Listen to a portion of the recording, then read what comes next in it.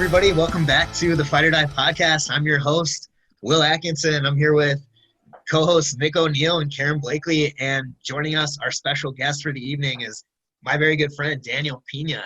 When I knew you, you were already a man and a leader of soldiers and an accomplished warrior. And, you know, since then, you've gone on to do more great things. But, you know, Nick, Karen, and our listeners don't have the perspective that I have. Yeah. And, you know, there's more about you that I'm sure I've lost in the intervening years. So could you, if you're comfortable with it, tell us a little bit about your early life and your path to the military? Absolutely. So early life, born and raised in California, grew up, you know, typical water guy, but raised in the projects. So inner city, you know, went to an all boys private high school. We're the worst. You know, actually joined the Army because of 9/11. Actually, when 9/11 hit, I wasn't even in the country. I was in Australia. So found out about it through my dad's friend. He said, America's under attack. And, you know, I didn't know what to think of it. You know, saw movies like Red Dawn, right? Back in the day. So I was like, what does that mean? So obviously their time zones are reversed. And so I missed all the events that happened, but I caught the aftermath, obviously, on television. And, you know, just didn't come from a family that really served the military. I had an uncle that was in a 2nd Ranger Battalion, but that was like in the 80s. So it wasn't like I wasn't like a legacy or anything like that. And but I felt the need to come back and just serve. So I came back October. I turned 21, and then literally 3 weeks later, I just went to went signed up, asked them, I want to fight. What does that look like? You know, and they signed me right up. And next thing you know, 2 months later, January 16th, I was out the door for basic training, and obviously did a couple deployments before met Will, always a infantryman, saw gunner, then rifleman, I was a sniper team leader. When I met Will, I was into my 3rd deployment, and that was 2006-07. It was a 15-month deployment, and I was a sniper section sergeant for 112 in Fort Hood. You know, and lots happened between there. A lot of life, a lot of pain, a lot of ups, a lot of downs, a lot of life lessons. You know, it's always some good, some bad, but learn from every single one of them. And I went on to get married to my beautiful wife, Danielle Pina, who's way hotter than I deserve and way cooler than I'm probably than I should be hanging around with. You know, got 2 kids, one named Lincoln, one named Selah. So I'm not sure if they could see right now because we are we on No, just audio for the recording. Okay, I got you.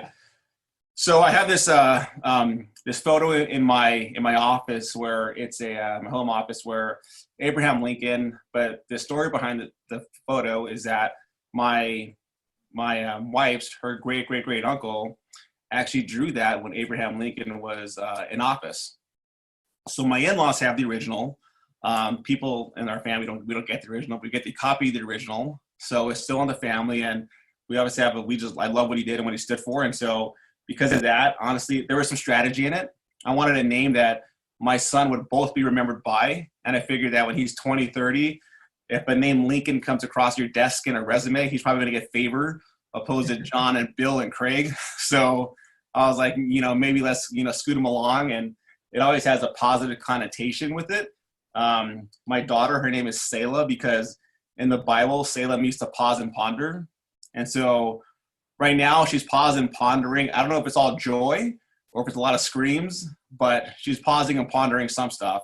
So I always tell people that we're raising a world changer for good or bad. I don't know which yet, but we're trying to sculpt her and shape her. She's a little spitfire. She's 4 years old. I think she's 30, but I love her to death.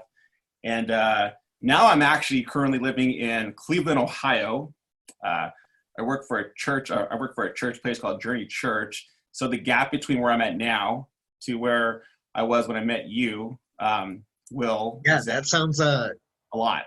It's definitely, that's a chasm, bro. But I want to take it back even further, man. Yeah. I want to hear more about what it felt like to be an American on 9/11 in the land down under, bro, in Oz. Right. So, I always say that if that didn't happen, I probably would have, you know, stood over there. I was having a great time. I had the accent over there. It was really cool. And it just felt very displaced, I ended up staying there for another month. So I was working on my buddy's, my buddy's dad had a big ranch. So he essentially said, hey, you guys could live here rent free. Just help me with chores. And he had a legit cattle ranch. So we would literally do man work in the morning, surf in the afternoon, then chores at night. And that was our day. It's all we needed, man. It was really good. But it just felt like, I remember I was in some random restaurant and there was a quote on the wall and it said, if a kindness I may do to a fellow suffering man, let me do it while I can. For it is plain without delay, I shall not pass this way again. I don't know why I've always remembered that, but I felt that it was just time to come back home. And, it wasn't obviously growing up in the projects in East LA, patriotism isn't a thing that is echoed in those hallways or those streets. And so, but I had uncles who were cops. And so there's always that defending portion of it. And so when I got back, I just felt that, I felt like what would happen I had to just do my part and just find some, continuity within myself and just serve.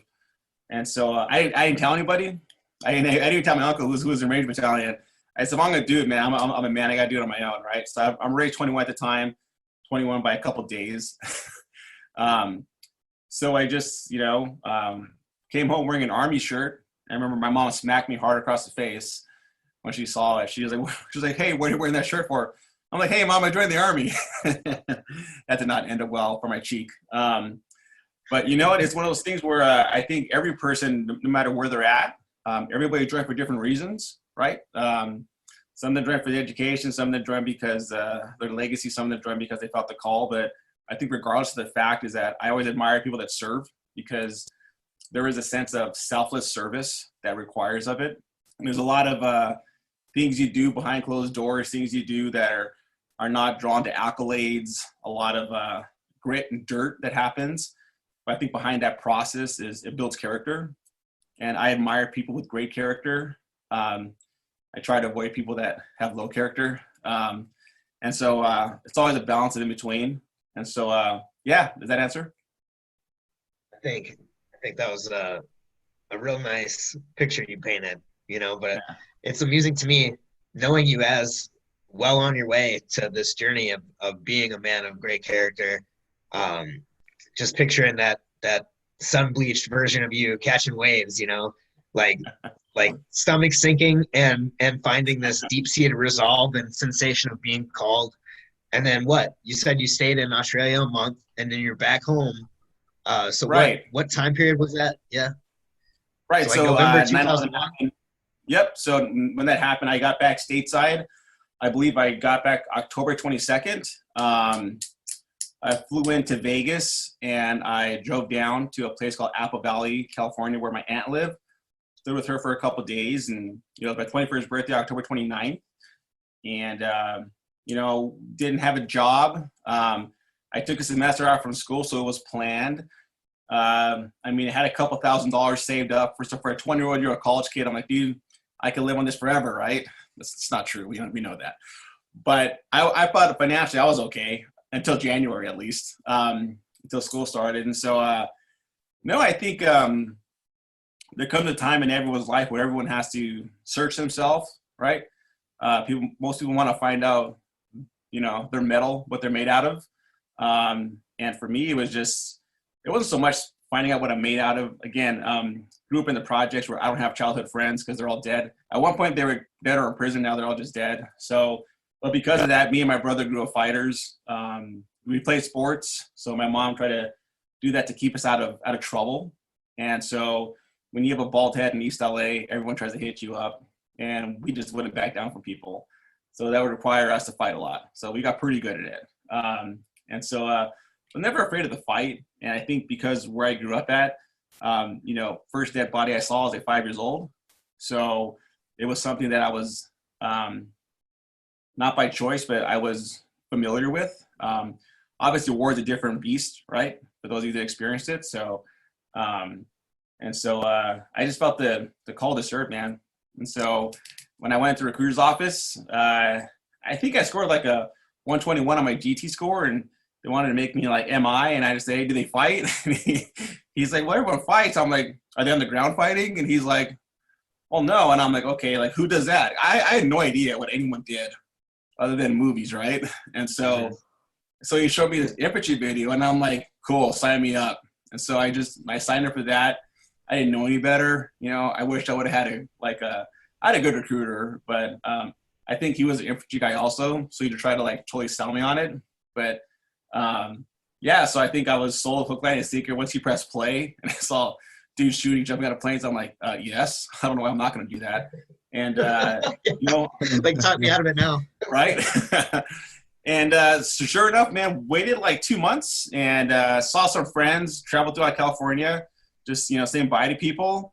And then January 15th went to MEPS. January 16th shipped off, and basic was 2001, right? So, and that kind of started my education in the military.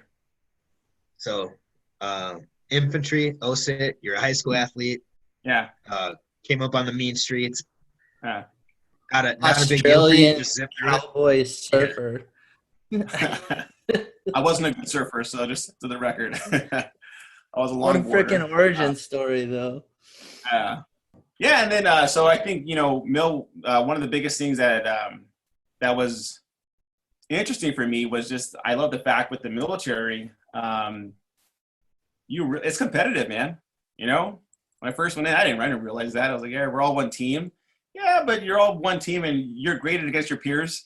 And so it's one of those things where it teaches you a lot about yourself. It teaches you a heck of a lot about teamwork.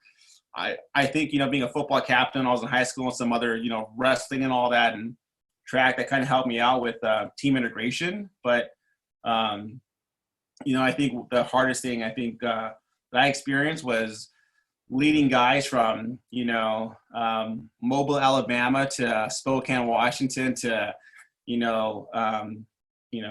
Colorado to New York. So you're dealing with cultural differences. You're dealing with foundational belief differences. But I think the incredible part about the military in particularly is that we have a vision and we have a focus for the fight. And so you take these people from different walks of life and you collectively bring them together and you really hammer out the mission, because it's not about one man. It's always about the mission. So as long as you continue to get that, you teach that, and you try to replace yourself. I think every good leader should replace themselves. You should try to raise the next one up to take your place, because you shouldn't be there too long. Right. Yeah, absolutely. Yeah. And so I think for me, that was good. I had some incredible leaders that really kicked me in the ass, very young, humbled me fast. Let's put it that way. What's that? I said they humbled me really fast. Oh, humbled you fast, sure. Yeah. Sure. All the way back to basic training. Was that humbling for you at all? Or were you well prepared, do you think? I think I was prepared. I think, before basic training, I was running marathons. So it didn't seem honestly, I thought for me, the hardest part was road marching. I never walked. I hiked with like water, but never like on demand forced road marches. And I was like, oh, my back's not used to this. So I remember the first road march we did. It was almost embarrassing. It was like 3 or 4 miles and I was sweating. I was like, why am I sweating so much? It's not, and it was like 35 pounds. Like, this is nothing. Like now I could run that. But it was getting my body used to that, and, no sleep. That sucked, right? So that tells you a lot about a person, when you sleep deprive them, when you don't give them food. So, I mean, it looked good for my glutes, man, and for my pecs. I was looking sexy. I was thin. I was starving, but I looked good, right? So bags under my eyes, I was fine with that. But it was good, man. Obviously, I'm still friends with a lot of guys in basic training. We still caught up. Obviously, Facebook and Instagram is a good mechanism for connection. And we should, social media outlets, we still use those. Met some great friends. Actually, when COVID ends, our current reality, we're all planning a trip to Pennsylvania, Pittsburgh. There's like 7 guys. That's the center of where we all live, just to get together. So It's really good. It establishes, I think, the Army's vision through a brutal way. Brutal meaning beautiful and brutal at the same time. You get pounded, but you really make some really, huh? Infantry OSIT, your experiences there, you mean? Yeah, absolutely, man. And so OSIT meaning, one station unit training. And then, it prepares you and it doesn't prepare you, right? So it gives you a good foundation. And, you're off for your next assignment when you graduate. Daniel, you stay pretty close to your guys, it sounds like. You know what? Actually, we do. I think majority of my career, I operate as a sniper. So I think we don't work in really big teams. We tend to work with a section of 12 or less. And so I think because of that, there's a lot of chance for, continuity, connection, and yeah, we still connect. And there was, it's really, yeah, almost like every single one of them. Obviously, you have those guys who no one knows where they're at. They got out and they changed their phones and you're like, what happened to them? But there's like 3 of those guys, but everyone else we just connect with, So I think that's what's great about the brotherhood, So yeah, that's really lucky. I feel like there's a lot of kind of variation in that sort of ability to keep up, and some people just don't form those close relationships, on the job or while they serve that you did. So, but you've always been really, I feel like we'll talk way more about this a little later, but I feel like you've been really proactive about building community and keeping good people next to you. But so OSIT, it sounds like, was a breeze. You loved it. Became the drill sergeant's friends right away. What was your first duty station? So it was Fort Campbell. Oh, okay, cool. So were you air assault dude there? Yeah, for Fort Campbell. I was with the rocket science and headquarters. Got swooped up, came off, and didn't. I thought I was gonna get down to a line unit. They didn't. They swooped me up right there. So it's weird how for almost like for the first about, I would say, 6 out of the 7 years of my first early career, I was in a headquarters company. So whether I got up fresh and they saw me, like me, like, okay, you're going to be the colonel driver, like, this is awesome. Not really, did a deployment there. I came back 2000, came back 2003. That deployment was weird. I didn't really, even though it was more of the beginning of the war, as a driver for the colonel, man, I didn't really do a whole lot. I'm being honest, but got to make the right connections. And I somehow came down on orders when I got back to 1st Cavalry Division, which I thought was, honestly, I was crying inside because, like, you go from being a light infantry guy to, like, mechanized, and that's like the death. Like, no, I don't want to do that. But it ended up being a huge blessing, man. So well, dude, before we jump all the way, up in your story to the 1st Cav, I have some questions about air assault school. Did you get air assault qualified when you were at Fort Campbell? Yes. So yeah. I know Karen's also air assault qualified, so maybe you guys could talk a little bit about that. I understand, like, it's pretty technical and it's day 0 conditions the whole time, but yeah. So for me, like when I did it, it was like a National Guard training team that came to Fort Benning where I was stationed, and they did the training there. So we did all the same, like the rigging stuff. We did the rappelling, but I'm really curious. I'm thinking that what you did at Fort Campbell was probably way more intensive and high speed than what we actually did. Well, I mean, I wouldn't say so. I would say the standard is a standard. So, I mean, for everything, obviously, like, the biggest thing you had to look up for SFOD is these random things where you're hooking things up. But no, I think that's a great thing about the military is that there's a standard, and you make it or you don't. Now the standard differs depending on the school you attend, but I think that's the beautiful thing about it. And I think from being fresh out of for being a private, it was the best thing to go through right away because I was always being screamed at. I was always doing push-ups. I was always running here and there. So it was just a continuation of that, you know, and it resulted in, you know, learning how to, you know, tie some cool knots, how to rappel, how to, you know, how to go down through the rope, you know. And so, yeah, it was good. It was good. So did you get to rappel out of a helicopter more than once? Because we only did it once in the training. Yeah, we ended up doing it 3 times, which is actually Nice. I get gypped. Which was really good because you actually do some of this stuff, especially when you're in like real world situations. The only time I ever fast stroked on a hot LZ was 2007, excuse me. So I think it kind of, there's little things you do in training that obviously prepare you for the future. But there was some time between there where I did it in training, I did it in reality. So it was good. That is very cool. Because I will say, like, I definitely loved the school, just like I loved airborne school, but I was a little bummed out that I never got to put any of those things that I learned to use. Yeah. So I'm happy to hear that you actually got to. Well, it was just once, though. Yeah. But hey, Yeah. It's better than none. Yeah, it's true. That's true. So, go ahead. Yeah, I was just gonna jump back to that first deployment. You said you kind of deployed with the headquarters of the 101st unit you were assigned to. Yep. So, yep, I was headquartered with 1st 87th Rockasons, and it was one of those things where, honestly, I think the beauty about being in a headquarters element is that you kind of learn who your friends are right away. Because as headquarters, there's not a lot of you, at least at the private level, there's not a lot of you. So you share the suck together, you know, whether that was, you know, I think for me, it was coffee, keys, making sure I have everything, making sure the radios are prepared. So it taught me at a young age how to play with radios, how to drive.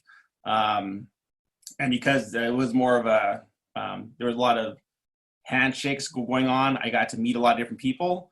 Of course, I was the person that stood in the car when someone else is beating somebody, so that's okay.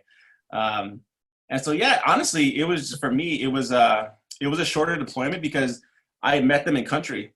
So it wasn't like, it was one of those things where it's different when you meet someone in country, and opposed to, I would say, training up with the unit like a year prior and then leaving. So the sense of camaraderie really is formed in training. And so it felt, for me, it felt like it was fast, and it feels like, man, like 20 years ago, right? So it feels like it was almost like a lifetime ago, if that makes sense, you know? I mean, that's sincerely almost fair to say at this point, right? You know, like Yeah. so you were, what, you said you were 21 at that point.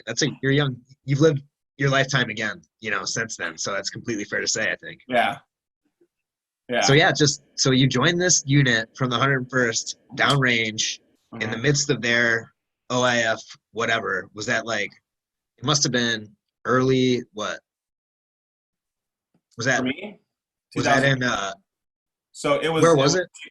It was 2002. So I was one of the units that we technically secured Baghdad Airport. Okay. And so for me, it was more of like, let's say, standing up a lot of what we know is like Baghdad and a lot of the bases over there. I know a lot of some of the bases. I don't even know where they're at now, or some of the names have shifted. So for me, it was more of a, I didn't do a whole lot of anything. I pretty much stood in Baghdad the entire time. And so yeah, it was a pretty uneventful deployment for me. You know, I wasn't on the line, so I didn't get to do a lot of the fun stuff other guys did, although that did come later on in my career. So it was, yeah, I mean, uneventful. Yeah, and it just sounds like the mission set was sort of like building up infrastructure for follow-on. Yeah, absolutely. OIF iterations. Yeah, that's really interesting, because I think we've had some other, you know, folks share their stories, and like one day I'd like to get a nice chronology just sort of laid out in this sort of format, but certainly something to think about later. So upon your return, your redeployment from that trip, had you been to sniper school yet, or you just went back to? So you went back to Fort Campbell, and I think you mentioned orders to the first cab then, right? First Cavalry Division, and then went there in 2003. I was assigned to, it was 2-7. I'm forgetting my units now, right? It was 2-7, 3rd Brigade. And the first time I was signed with Bravo Company, and I was probably training with them for probably about a good 4 months. Not a lot of training time. They had sniper tryouts, and so the whole battalion tried out. I think we had like 167 guys try out for it. And out of those 167 guys, they picked 2 of us. So I was one of the 2 they picked. I was very grateful to be there because the other guy knew everybody. So I think he got like the good guy card when I'm like, hey, I actually work for this. Yeah. But I think at the same time, I was like I was a PFC. I already had my EIB by then, my expert infantry badge. So, and when I did it, I went true blue. I know that, what that means for us is that out of every station, I didn't get one thing wrong. So for a PFC, I was very proud of myself. And so, so I would be assigned to 2-7 headquarters, back to headquarters company.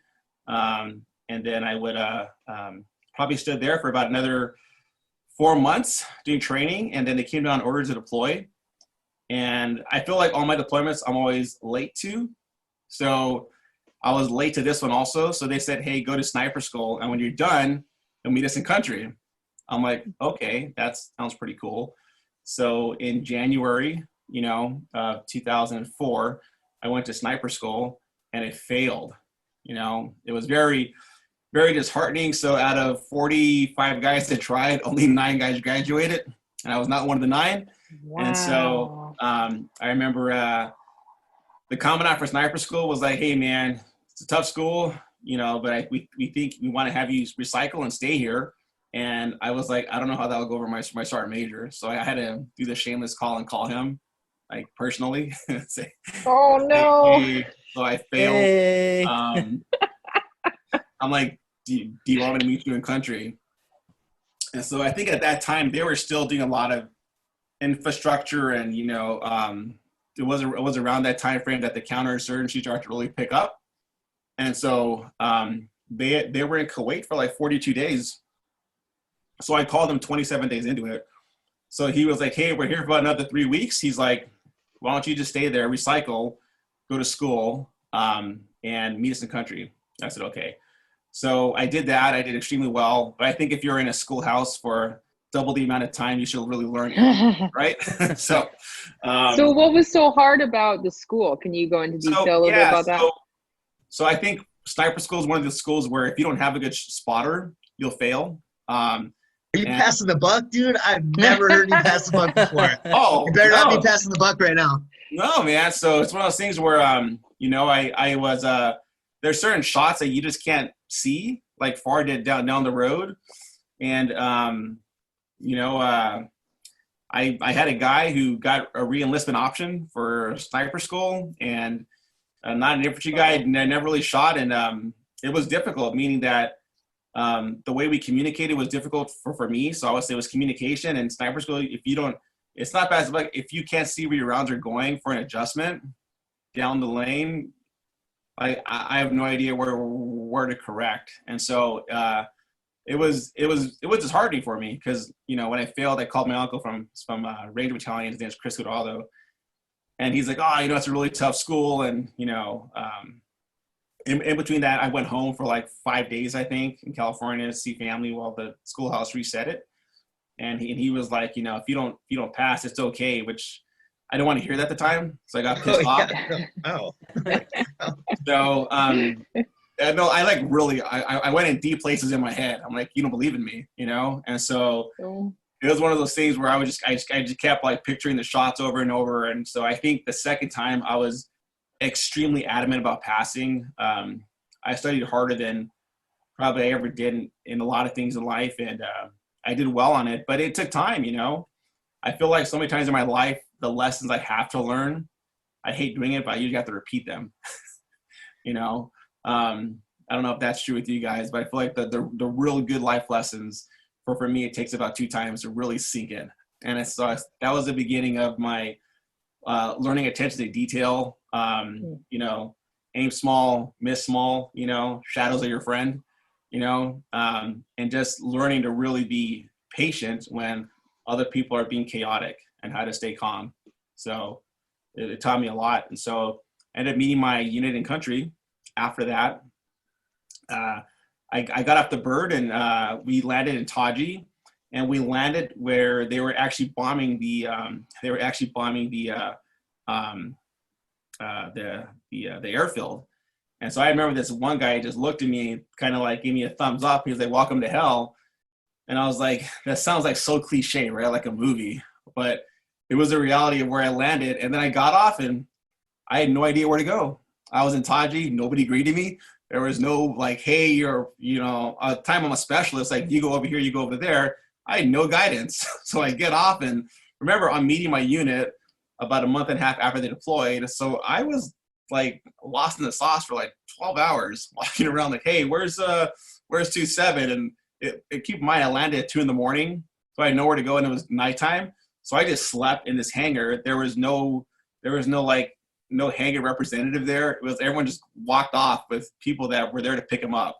So, but in the morning I went to chow hall, and then I saw some of my guys, and so they picked me up. Guys named Paul Buki, Chris Franks, and so it was really good being at 2-7 because fast forward some of the things that we did, we were the QRF for the country. So because of that, we were able to be in like the Battle of On the Joff, where they took over the SF compound, and they kicked out the Marines out of what do you call it?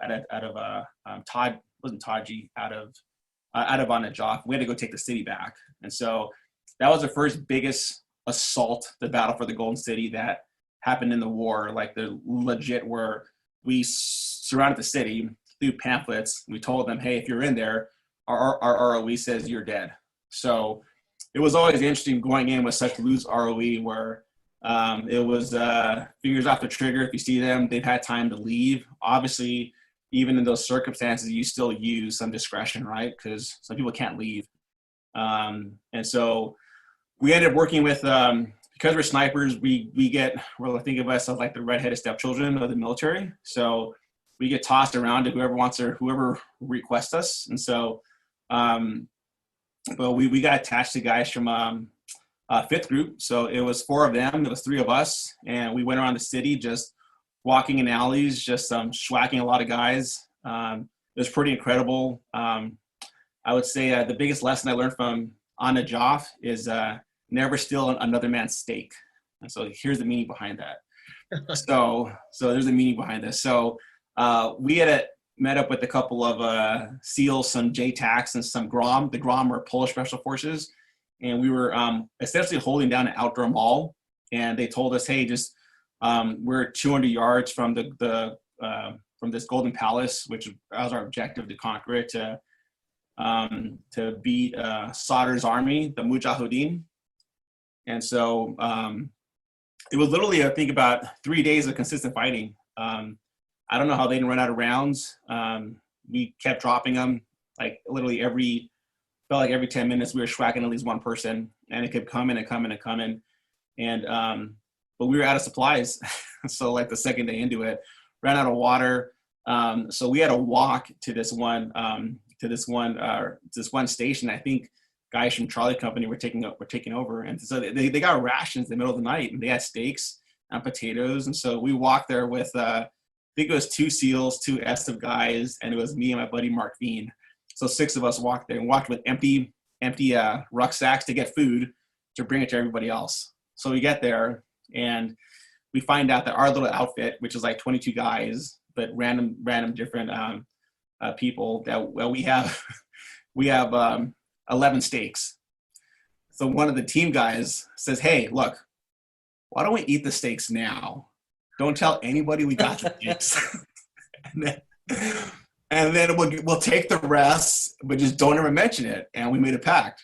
And to be fair, I ate the steak. Like, I'm like a specialist, dude. I'm like, hell yeah, it is a steak. I'm hungry.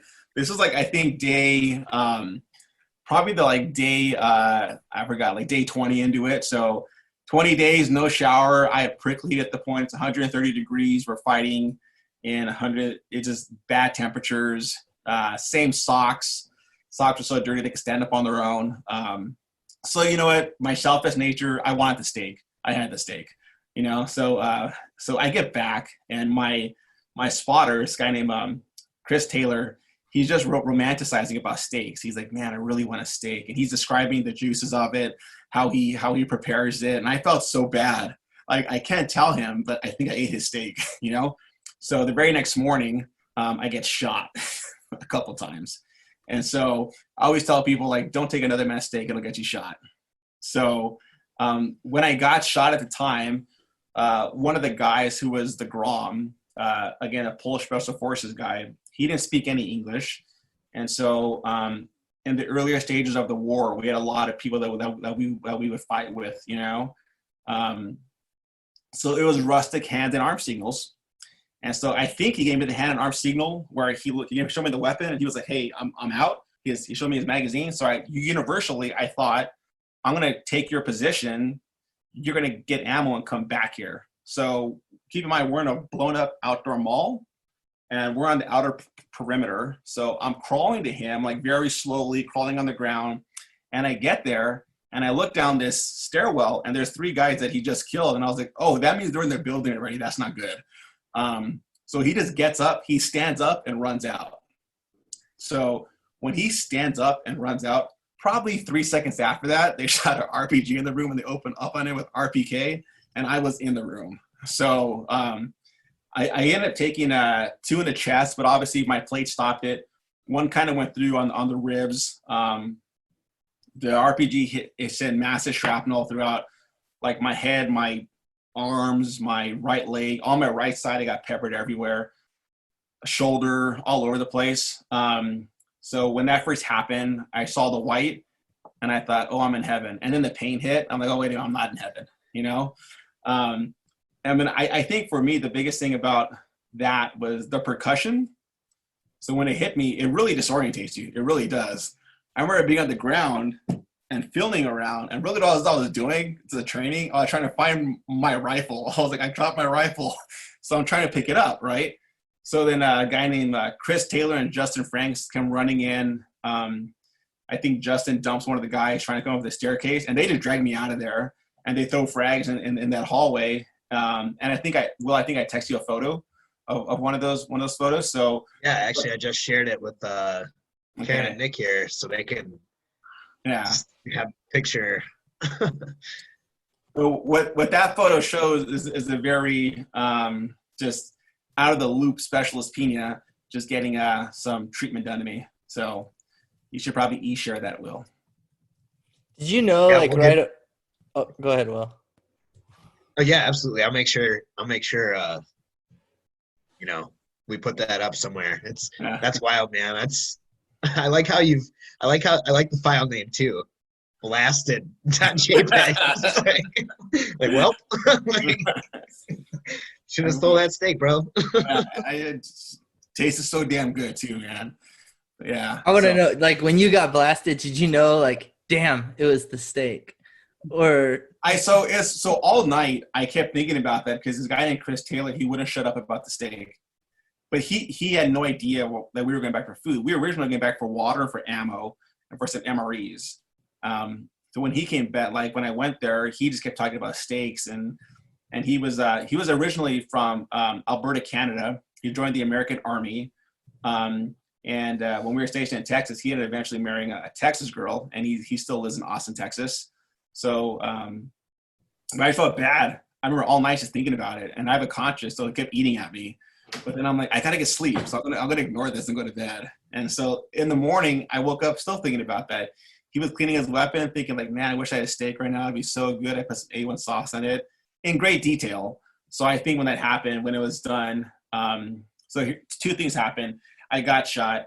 A funny story is, if you know anyone who's infantry, tends to have a lot of peculiar people. So Mark Veen is probably one of the craziest Americans I've ever met in my life. So technically, Mark Veen was our team leader for this particular attack of the city, and Chris Taylor fell under him, and I fell under Chris Taylor. So Mark Bean comes to me. He looks at me. And he's in my sniper section. His first words to me, and I'm not a cursing guy, but his first words to me were, "Fuck you, Pina." And I'm like, "What the hell do you mean?" And he immediately looks at me. He's like, "You'll be okay." He goes to a knee. The medics are working on me, 2 of them. And he starts talking about the benefits of a Purple Heart and what you get. I'm not even lying. He's like, "Do you have any idea what your kids qualify for?" I'm like, "Why are you talking about this right now?" And I think that sounds like really outstanding patient reassurance, you know? But it's things like that are just, they're just, it really makes the time go by fast, but it seals the memory of the moment, I would say. Well, I just can't imagine. That's a tale in itself, you know? And then, so what year was that? That had to be like 2005, right? That was 2004 in Okay. July. Yeah. Okay. Yeah. So then you're all busted up in Najaf, Mm-hmm. and Yeah. what happens then? So they fly me off to Balad, and I'm staying there, and I was there for about, I think, 4 days. And there was a lot of guys from our unit that kept flying in there. Some Marines also. And so I remember about 5 days into that, with a lot of times with bullet wounds overseas, they don't necessarily suture them up because they want you to naturally, if you have lead poisoning, they want it to leak out of your body. And so I got shot in the ass through my right butt cheek and out my left. And so every time I kept sitting down anywhere and I stand up, it was like I had to, it was, I'll leave your creativity to yourself, but I kept bleeding everywhere I sat. It was embarrassing, So no matter if it were shorts, pants, I kept leaking everywhere. And so, so they sent me back to, I guess, to Taji, where our unit was. But the thing was, our unit was still fighting, so there was nobody there. So rear D is there. It's like 5 guys, I think. And so, again, I get to the same airfield. No one's there to pick me up. And so I'm like, I got to walk back to my unit. I can't even get inside my room because all my personal effects were left on the battlefield. And, I don't have my dog tags, which had actually my room key on it. So then I got to wait there, and it sucked, man. I'm trying to find a way to get in my room, just get some clean clothes. And so I remember I was there, and it just felt very, I was, at first you're like, oh, I got shot, right? It's kind of cool. I survived it. And then I realized that, it's day 23, 24, no one in my battalion's there. It's quiet. There's no one around me at all.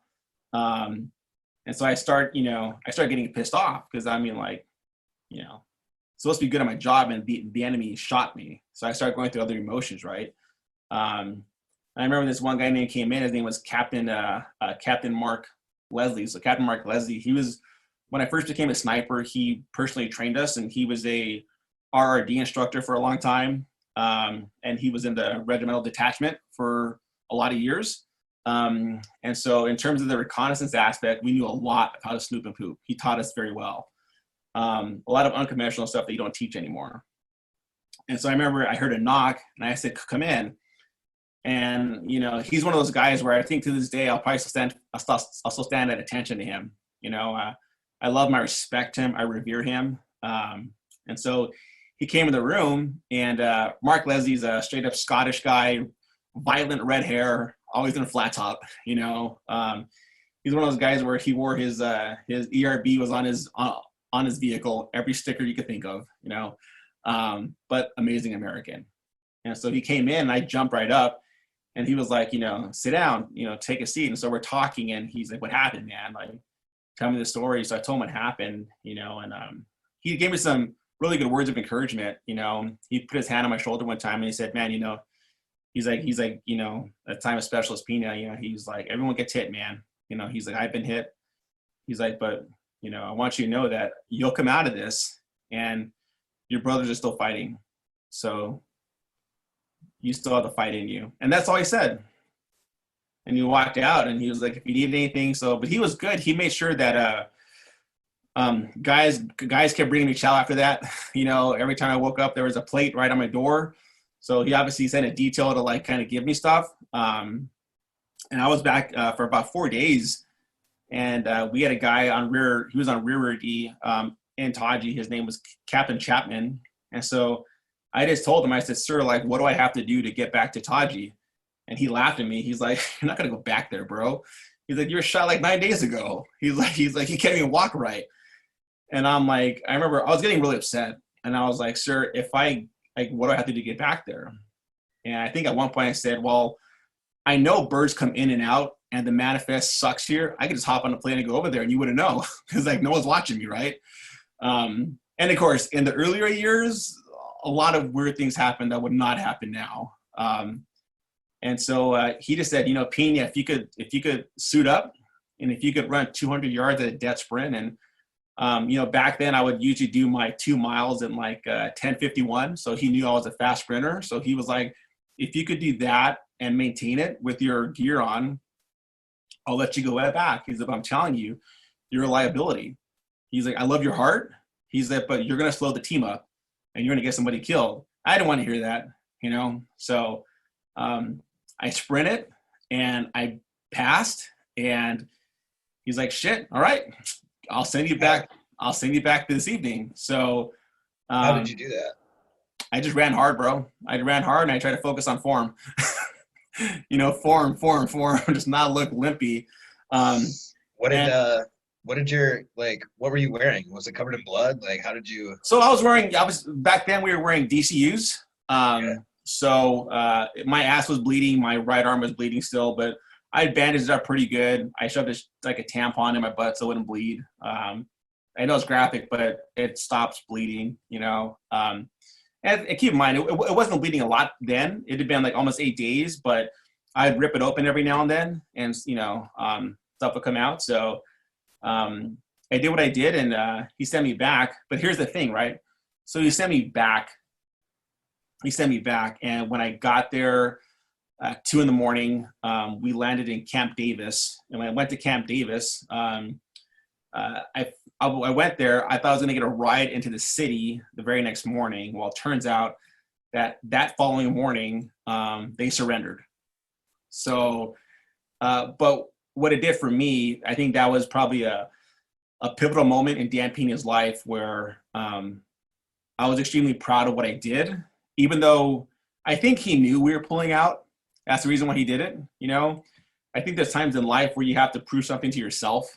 And I kid you not, it was at the time, it was under Colonel Rainey. He was our battalion commander with Command Sergeant Major Mace. And I had a lot of respect earned there. And I think because I had earned that following year, I would go to take over this sniper section. I think they figured, well, this guy's an idiot. He won't quit. So he's already qualified. Let's put him in charge of it, But it really did. It helped me out a lot. It gave me favor with the right people. It kind of more established my name as being kind of crazy, but kind of sane. But again, for me, it was something that I needed to do, And so, I would go back, and then, in November we had Fallujah. And so, but that was the second wave. So the first wave was 82nd. And they gave it to the Marines, and the Marines lost it. And then we went to get it back. That was 2004 in November. And so Fallujah was like the movies. It was as expected. It was crazy. It was street-to-street fighting. Obviously started racking up more kill counts then. ROE, again, very much disengaged if they had plenty of time to leave. And it was a street fight, a true street fight. I think then the unit I was with was Charlie Company 27. I was centralized to the battalion for that particular battle. And we did phenomenal street-to-street fighting. We took casualties. A couple guys died, but a couple Purple Hearts, but not like what we expected originally. So in terms of what we did for that Charlie Company, we did phenomenal. What was that like on the eve of going into Fallujah? Like, so it was insane. I remember we were sitting outside I forgot what the Marine base was called, but we were there for about, I think, 5 or 6 days preparing to go into the city. And the entire time, Air Force is just doing what it does best and prepping the city. I've never seen such a barrage of Air Force go at it. I think they dropped everything but a Moab, on these guys for days and days and days. And so the night going in the city, I know, I'd already been shot, so I knew what that felt like. I had broken ribs from that, and they sutured up some stuff they did, but my scars had healed by then. And I remember just looking at the city, and everyone's like, "This is the real deal. This is Fallujah," And it was we went in the area, the opposite of the area where the bridge was, where they killed those 2 contractors and they hung them so everyone could see. So that really sparked it off for us to take over that city. And I think for me, it was more of I think it's the quietness of war, what it does to you. It's the quiet things that no one ever says, and that's usually what happens internally, and that's usually it usually has external consequence or external things happen. So for me, I was just quiet. I was getting ready to go into my zone. I was remembering all the phase lines. We were always trained never to carry intel on us, so we had to memorize everything. And if we did have it, it was coded, so there wasn't any grids on it. Everything was coded for us. So. But just sitting there and just going over the game plan, and just thinking I've loved, had a cool girlfriend before the Army, so you start to weigh things in your head. I've lived a life, I've done some pretty cool things for my age, and it's my time to go. It's my time to go. So you start to mentally prepare yourself for what might happen, and the reality is sometimes that does happen. Guys don't come back or women don't come back, and so. And so you just start to get ready and you go in your zone. And then when the bullets fly, I was different. I never yelled. I never liked to yell. I was always trained with when things get bad, stay calm. It's the guys who can't stay calm. They're not real leaders. So it was literally ingrained in my head at a very young age. Like typically the loudest guy in the room is the weakest guy in the room. So stay calm, but have a plan, and speak clearly, concisely, because I can't understand you on the radio if you're screaming. So stop it, speak clearly, because really seconds does matter under fire. And so I say that, but look, dude, everybody screams. Right? I don't care who you are, dude. When bullets start going towards your face and you're hearing the tings and seeing the tracers coming at you, adrenaline pumps up, and you try your best to let it not pump up, but some stuff you can train through, some stuff you can't. And so, but I would say for that particular battle, that Charlie company, we kept bounding with a Marine company to our flank, and we did phenomenal. Like our two companies, meaning that we kept fire and we just kept aggressively moving on the enemy. Our 2 companies didn't sustain 1 KIA, but we had, I think, 14 guys got Purple Hearts out of the company of 90. So, but there are other companies that we had there. That was Charlie company. Alpha company lost 14 guys and had 30 some Purple Hearts. So it really depended on the city where you're at and the phase line that you were allowed to move to. So it was intense. It was crazy, but it was a quieting of the spirit and just being prepared, preparing the warfighter inside to do his job, What was so you're talking about the silence of battle, right? Mm-hmm. You're sitting there or whatever's going on, and the city's just getting pummeled, right? Yeah. And in your head, I'm going in there. What was the switch from going through in your head, I'm ready for this, to, okay, it's go time? Was there an event that happened that you just switched, stop being internal and time to go? Absolutely. It was when they told us we couldn't smoke any cigarettes and to get on the back of the Bradley and close a ramp. And I was like, well, now it's time to go. So that was very much a physical response. And so, like I said, we were outside the city for a couple of days while they were prepping the city for us to go in.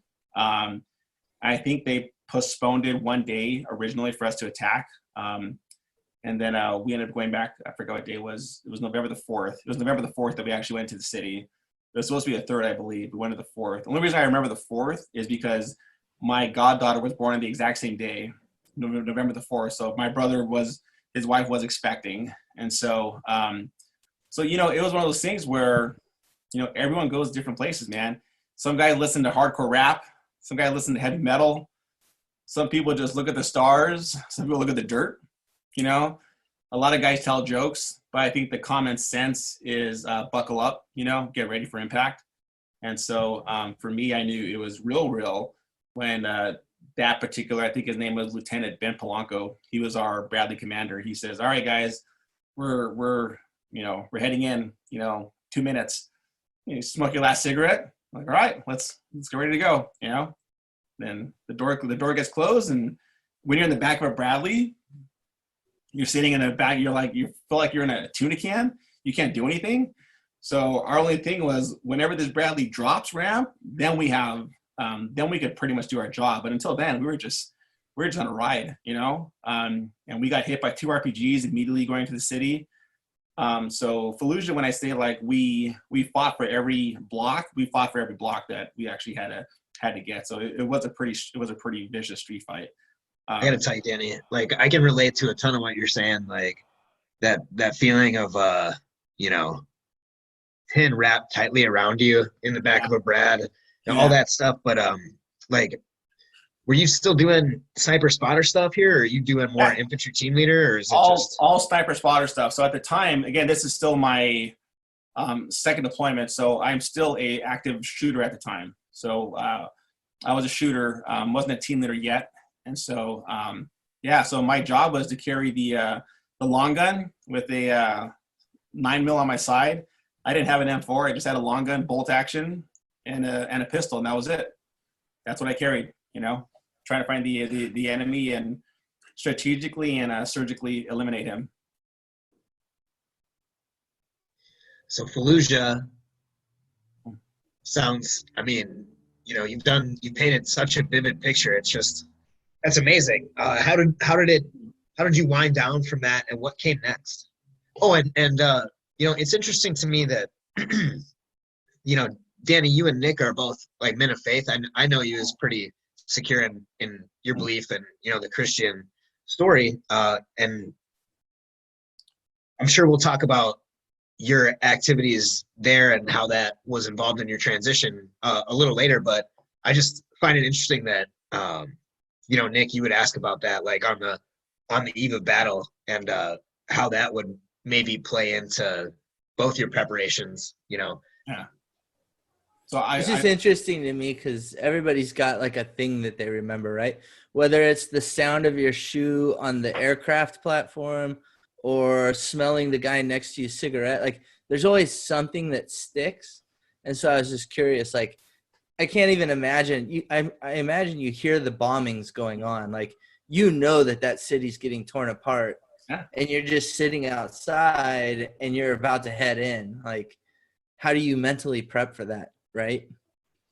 And as an active shooter, what you do directly affects the guys. Like, you're trying to be big brother with that long gun, right? Taking care of the soldiers. So I think for us, Najaf was a very good wake-up call. So when we entered on Najaf, the second we dropped ramp, one guy got shot. I was third out the door, and I'm like, man, I'm going to get shot. So literally, it was a street fight from the get-go in Najaf too. So I personally thought that we were more engaged with the enemy in Najaf than Fallujah, because Fallujah, we had so many units there that we had very strict guidelines and very strict phase lines that we could not cross. I remember feeling very disheartened when I'm pretty sure there was a unit of Marine infantry guys, and they were getting hosed down. We could see people in the building shooting RPGs and opening fire on them. And I remember we requested to, not me, I remember a guy, Lieutenant Polanco, now Colonel Polanco, he had requested to engage the enemy, but because the phase line was there, because it was about a mile away, we could not accurately tell if they were friendly or not, But from the radio, you could hear the ground unit taking it, and you could see them. So there are things that happen in war because fratricide is so huge that you have to be cognizant of your surroundings, and you cannot be moved by the emotion of the moment. I think people that I always question leaders that are led by their emotions. I'm not saying like don't be a robot, have emotions, man. Like, you know, like have some of that stuff. It's called a fire. It's called a soul. You need that, but it's so hard. And with a big operation like that, to just you have to stay where you're at. And we are soldiers and we do follow orders. And that was the hardest part that I had during that battle. But you know, at that point, I've always known about God. I didn't say I followed him back then. You know, to be fair, if I wasn't at the bar drinking, I was trying to pick up on girls, to be totally honest. And that was almost my entire 20s. You know, I would date girls, and if they got too close to 9 months, in my head, like they were getting serious, and so I would just dump out. I would break up with them. I find a reason. I was like, all right, you're getting too close. I have to stop this. But I think in my 20s, I was gone so much that I found a way to, you know, internally, you know, just find a reason to do it. So I didn't have a girlfriend per se at the time. You know, I figured if I was gonna die, my mom would get money, you know, so it was very much like a rustic way of thinking, to be fairly honest. And it was just like, I'm not trying to romanticize it, but it was like, let's just go, you know, whatever's gonna happen is gonna happen, you know. Now I didn't think that way later on, but no, of course not. That particular, that's where my head was then. Yeah. I mean, truthfully, a lot of this is, you know, it's not news to me, but it's so sort of illuminating to hear it told by you, because you know, when we met, we hadn't even met at this point. You've already been in two of the most extreme situations you can imagine in the last 50 years, you know, and you get back, you know, from Fallujah and tell us more about that. And I'd love to kind of like pick up where our paths coincided. Yeah. So, you know, get back to Fallujah. At the time, it's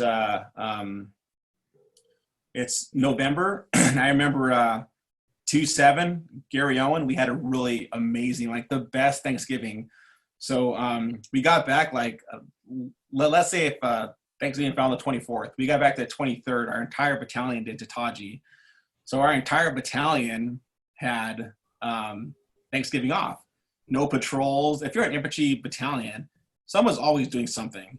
And so it was the division's way of saying, hey, you guys have done a lot for the last couple months. You could have one day off.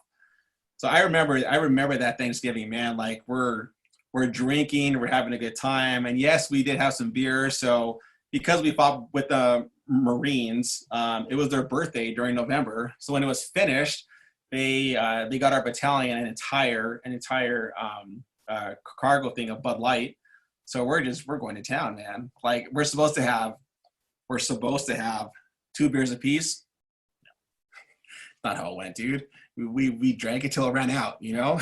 So, and of course, you know, some people did not drink, and I was really quick to ask them for their beer, you know? So it was such a good Thanksgiving just for playing football and for connecting and not processing what we did. I don't think I processed it then, but just more enjoying the holiday that was well-deserved. Or if it's a one day of R&R, I think it was totally worth it. And everybody played football. We way too much turkey, you know. We played Xbox, Halo. Halo was really big back then, so we had tournaments at night. And so, you know, and you enjoy the moment, right? Because you earned it. But it still came with the cost. You know, there were still people that were lost. So you would see those guys who were having fun, and you would see those guys who they really miss their friends. So everyone internally is in a different headspace and timing, if that makes sense. 100%. And so we got back in then I believe we redeployed in February of 2005. We came back, and at the time our 2-7 was disbanded, the colors. And I think they went to Fort Bliss, if I recall. And then it was the same battalion, but we just switched units. So we went from 2-7 then to 112. And I know that's when we came into each other. Yeah, man. That's so I got back from my first deployment, and some paperwork ended up in my hands. The next thing I know, I'm like out of a job, and they're like, "Hey, you're moving down the street to a line unit." And I got to tell you, man, my introduction to 112 cap, to being on the line, was, there was some culture shock there for me, because I came from that aid station life. And Nick, I'm hoping you can sort of help flesh out sort of the spectrum that support personnel lie on. The aid station being like, I was in a co-ed environment. We were definitely doing a support role, but not so far removed as medac. But the weekend that I reported to 112 was just, there were some shocks for me. Yeah. Just luck of the draw, and having a last name that starts with A, and being new. My first day in the battalion, I ended up as like the staff duty runner, just because they're like, oh, let's populate this duty roster with this dude we've never met before. Yeah. So staff duty is just one of those silly military assignments where it's just 24 hours, and you're if you're unfortunate to have it on a holiday weekend, it can be much longer than 24 hours, but you just hold down a desk, right? But as part of this, you're supposed to read the duty logs from the guy that was there before you. So my first day in 112, I'm going over the 1594, whichever, the duty log from the previous night. And it was a wild night in the barracks. There were like 2 very serious incidents, including a knife point rape. And I was like, what in the world? I'm in a brand new universe. We were bad. Yeah. What's that? We were bad dudes, dude. Well, I mean, that's something that I'd like to, talk about a little. I mean, what do you think happens when you get a bunch of like 19, 20, 21, very young guys, angry, and highly trained people? Yeah. Yep. And you indoctrinate them with, murderous impulses, and give them the technical skill to match and make sure they're physically fit, So it was definitely something else. And we were preparing for deployment as soon as I got there, and knowing the caliber of professional warrior you are, Daniel, like I know you had your guys just, getting ready for what we're going to have to do next. I think we were back for 11 months. It wasn't even a full year. And we were out the door again. And so, again, for me, I used to always train guys and let them really get the comprehension that, hey, your enemy, he doesn't care about your 40 pass. He doesn't care about your love. He doesn't care about what you're reading. That he's eating rice and he's thinking about killing you. That's it. So if you can fully comprehend that how committed he is, you have to be more committed. And, my fear was always that their heart would fail them in the moment. And so I do believe that if you train hard and if you sweat more and if you bleed in peacetime and sweat more, you will bleed less in war. And so I just, after going through all that, I probably would train them a little harder than other people liked. Probably had a few complaints on me, no doubt, by my own guys. But I wasn't training them to talk. I was training them, we have a very real job, and can you take another man's life? There are things you have to live with after that. Go ahead. Yeah. So how old are you at this point? 25, 26, around there. Yeah. So it's 2006. I'm 22. Yeah. And we're spinning up. We got orders almost right away. Mm-hmm. What rank were you? At the time, I was a staff sergeant. Staff sergeant. So when had you gotten your stripes pinned on? Mm-hmm. So I became a sergeant in January of 2005, and I became a staff sergeant in, I believe it was March 2006. So, yeah. Yeah, okay. Yep, so I reported to 112 in August of 2006. Yeah. And had you already gone to BNOC and PLDC, or was it Warrior Leaders Course, or can you say anything about your formal schooling? I'd gone to PLDC, but I think because I made 6 pretty fast, I didn't have the time to go through Pina, just because like obviously I think we have like JRTC and a bunch of other training that always takes priority. They wouldn't let us go to career advantage schools if you miss training. So and then with the amount of time between the turnaround between deployments, I went after that particular deployment. So sounds good. So yeah, you're trying to, when you report to 112, was it just kind of a reflag for you? Was it still around the same personnel? How did your role change? So give me 1 second. So I would say for me, my role didn't change at all. You know, I went up. So eventually, it was a guy who was still in the sniper section. He outranked me, but he wasn't sniper qualified, and so I took over the section when I was a sergeant. But the other guy, he had gone to sniper school and didn't pass, and so you know, as our battalion commander put it at the time, is that you can't have a guy in charge of snipers who's not sniper qualified.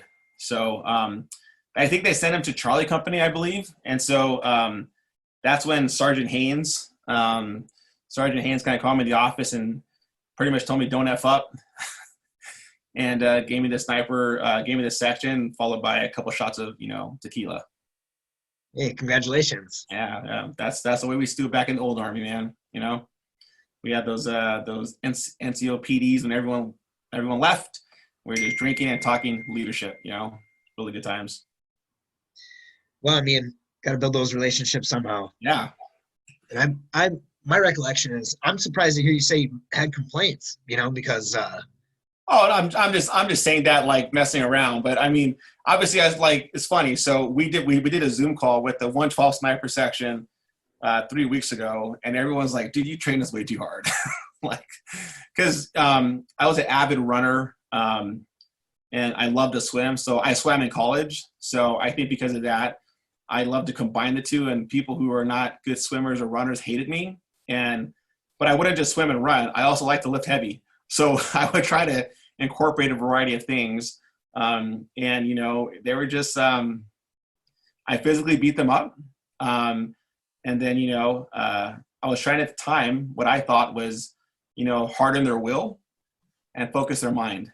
You know, and so just because, you know, I hadn't seen them perform in action, and so everyone performs differently under fire and under stress, and so I've known guys who I thought would be violent warriors, and when the bullets came in their direction, they ended up not being. And I've known guys who were literally 6 months prior, they worked at Subway, and they ended up being the most courageous guy you'll probably ever meet. You know. So you really never know how someone will respond. And so, but you have to train them up for what you think they might face. And you want your training to be harder than war. So when the wartime does come, they could tell themselves internally, hey, I've been through this already, you know? So obviously everything minus replicating the two-way shooting streak. So. And I bet you'd add that if you could, huh? Maybe. just less lethal. Yeah. But please take it as you know, the highest possible compliment when I tell you that, like, you know, at that point in my career, I was just becoming a young NCO, and you had a reputation throughout the battalion, and it was just obvious from your demeanor and your actions and the quality performance that you got out of your guys. Like, I could tell how squared away you were by how squared away your guys were. And I think they set the standard for the entire battalion. So you were kind of a role model at that time for me. And I think there's a lot of stuff that you did that I tried to emulate, you know, for my medics. And I'm really grateful that you did the things that you did do and had those guys at such a high level of readiness, because I think the rest of the battalion could look around and say, like, hey, we can do that too. And, you know, you set the standard, man, you know. So it was just I had a couple other experiences that really kind of reoriented me to the other side of life in the Army, how the warfighter does things.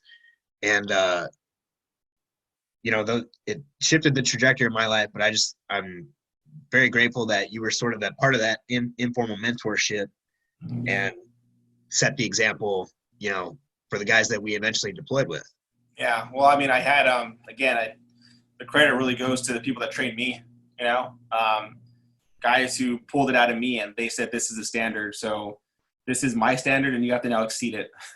Right. So I think that's the beauty of training and the beauty of leadership and mentorship is that you try to make the next person better than you. And then you start talking about sort of the competitive aspect. And if you can frame that positively, where you're kind of feeding back on each other, Yeah. and I think that's something that's really hard to accomplish without a certain level of skin in the game Yeah.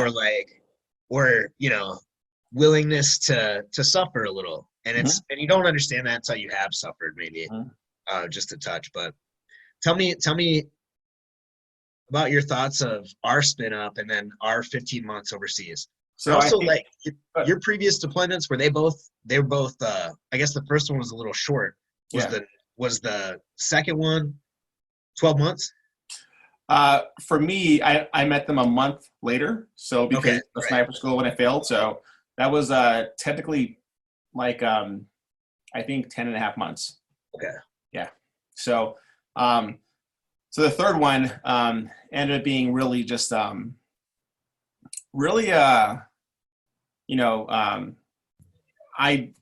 knew what the enemy did. At that point, I'd already seen both the enemy die, both Americans die. So I had massive skin in the game. I was dating a California surfer girl named Andrea for a long time. Somehow I reconnected with her when I was on mid-tour leave for my my second deployment. And then somewhat off and on maintained that. And then we got a little serious. And so for me, just working with those amount of guys, I mean, we only had 11 guys in our section. When I mean culture, like we do life and culture together.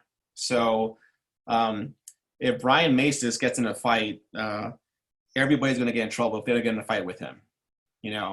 If Parsons goes to prison, everybody better go to prison with him. I don't want to hear one of you guys when the other guys didn't.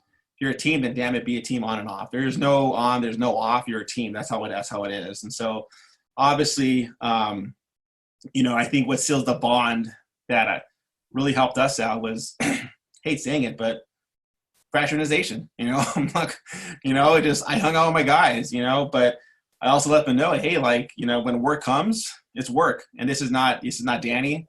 This is work, and you don't have to respect me, but you have to respect the rank I hold. I don't have to like my leaders, but I respect what they do. And if you have that level of professionalism, I think you can maintain that. I think I never had a guy that would overstep that boundary. But at the same time, I was also fair and impartial. So if I messed up, I purposely would let them see me get punished. I was like, hey, I'm not gonna be above reproach. Like I mess up also. There's plenty of times, man, where I drank too much and I miss more than one, early formation, or I may have been hanging out with somebody way too late and I was like, call my boss, like, yeah, so I'm going to Waco. How far is that? It's about 2 hours away. I'm not going to make it to work today, or come in when you can.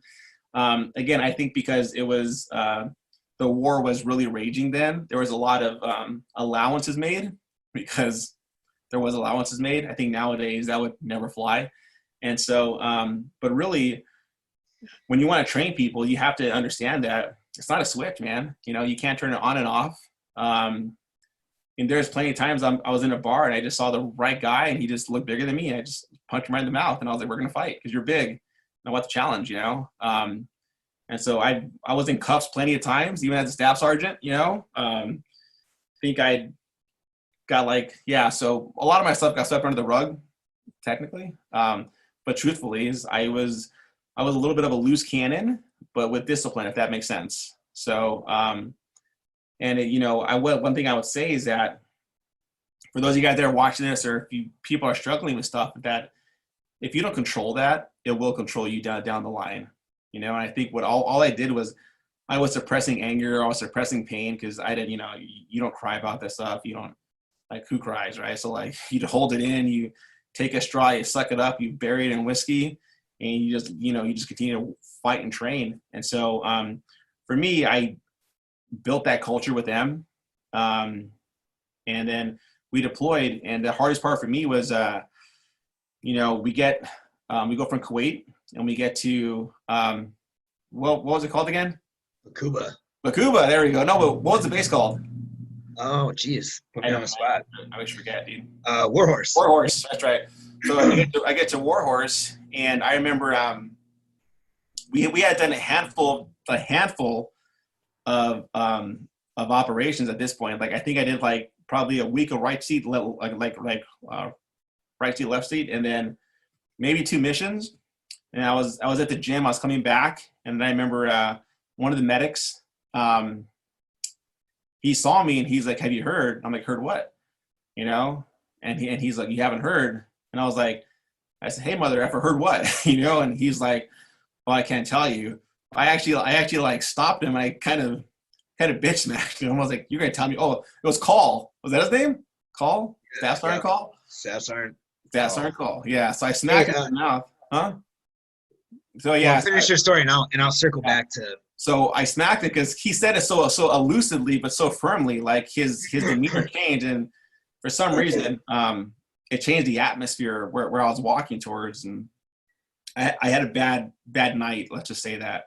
So he ended up eventually telling me that my platoon sergeant passed away with one of our drivers, and I remember just like saying, no, it didn't happen. I mean, Haynes was my drinking buddy. Haynes was the father nobody had. He was, Haynes, his great uncle burned down Atlanta. He came from a military history. His father had someone internally divorced him because Haynes's mother was a multi-millionaire, and you can't have money in the military. So he gave up all his cash. He gave it to family practice, and he was 42 years old, and he was our platoon sergeant. So I love the history that he had. I love the fact that his mom literally lived in the Upper West Side. Her house is a multi-million-dollar house, and he gave it all up. And so I respect him as a person. And I think the infantry had a lot of guys who are just who have father issues. I will say, straight up, father wounds. Daddy was never there. So you see these great leaders and you really lean and glean from them. And I got the word that he died, and I didn't believe it. And so I ran back to my hut, and I saw everyone's face, and I think that was confirmation enough. And so I just I went to headquarters, and that's when I saw Sergeant Major Harris. Said, "Hey, Pina, I got to talk to you." And then took me in his office and closed the door, and gave me a little alcohol. He said to take a shot, and he took it, and he said, "Hey man, I'm sorry, Haynes died." And so did Corporal Harris. Yeah, Mitz. No, Moots at the time. Harris was one of the mortars that passed away later on. I love Harris, man. Yeah, with Russell. With Russell. Yeah. So I think initially going into country, you don't think you're going to hit that impact, and again, we're not even on the ground for 12 days. And so once that takes a big blow like that, and it's game on, especially internally, it was like, they're going to pay, but I'd have a meeting with my guys, be like, "Hey guys, we're going to start going on missions. They're going to ramp up, and they're all going to die straight up, but you can't kill innocent people." Because it was weird, even though I had so much liberty as a sniper, and I didn't call my shots in, dude. If I had the ROE, I didn't call for clearance. If I had it, then I took it. Again, things have changed now. Things were different back then, and so it was really just hammering into them like, we're going to have emotions, feel them, don't suppress them, and we need to realize that the enemy is real, but not everybody is the enemy. Not everyone's the enemy. But I think the hard part for me then was that I didn't cry once. Inside I cried. I probably wept like a baby inside, but I never physically cried because I told myself that if I break down for them, who's going to be strong, So I have to be that pillar. I have to be that Corinth. I have to be that strong individual. But that really cost me a lot of years later on in life. And so that was, I think, the catalyst to like a very rugged and kind of war-torn deployment. So we'd come from deployments where we were victors. We conquered Fallujah and Najaf. We were kings, met girls, had a lot of beers. We were awesome. Then this next deployment, the 06, 07, that was one where I came back and I was like, I just kind of want to kill myself, man. This is such a bad deployment, and I'd seen bad things, and I thought it was the how long it was. It never stopped. Yeah, that was I gotta tell you, like we were on QRF, the dudes that I was hanging out with. It must have been the engineers at the time. We were on QRF. No, we were just coming back onto FOB Warhorse. Like we were at the clearing barrels. We got the call about Sergeant Haynes's element. So we went out there and assisted, and me and the section sergeant and the platoon sergeant from that QRF recovered Haynes and Moots and their translator and brought them back. And that was definitely jarring. The whole battalion, I think, like felt that, pretty personally. And it was immediately clear the caliber of leader. I didn't have a personal relationship with him, but or the other fellow, but it was clear that the battalion had lost a presence, and a significant leader. I think that was Colonel Goins took it hard. He kept a dog tag for everyone that passed away. Mm-hmm. So every single time you go to his office, he's another guy I keep up with. And so you go to his office and he would have him hanging right by his desk, every dog tag, a lot of guys would tell him, that's bad. Don't do that. For him, it was resolve, what he had to do, the mission that was before him. Mm-hmm. And, but for me, it was, it was such a bad deployment, but it was also like probably my best deployment as a sniper. I was extremely good at what I did, and the opportunities presented themselves a lot more than what I thought. I got detached from my battalion for about 5 months. And I was working with 20th Special Forces, doing a lot of border interdictions and doing a lot of random stuff all over the place. That was really cool because we did some really great stuff, and it was great just being able to support them and just living with them. It was great not shaving, even though I was supposed to shave. Wearing, civilian clothes in operations, and just, fast roping on objectives, and just doing a bunch of crazy cool stuff. That was really fun. And then, but the reality is that war was still going on, and it wears on you, especially 15 months. It wears on you, I think a year does. 15 months, for some reason, those 3 months just add a world of pain. And so it was good. It was such a good deployment because we had great times. We talk about, especially if you're on an OP, an observation point, you would talk about everything from do aliens exist to like Bigfoot is real, prove me wrong, right? Like you would talk about the most random things because you have time. So you would get to know, you would like recount memories of your childhood. You would share stories that you probably don't share with your spouse. Like it was the most intimate of details you would just share because it was like, we have time, man. Let's just talk about everything. It became really close. And I think for me, towards the end, I didn't handle it well. And so I kept wanting to only go on the good missions. And if it was ever like a casual mission, I would definitely like tell one of the other guys, like, hey, that team's going out, that team's going out. And as a sniper section sergeant, I got to pick and choose what missions I went out on. And, I remember, I think David Cudlow called me a warmonger.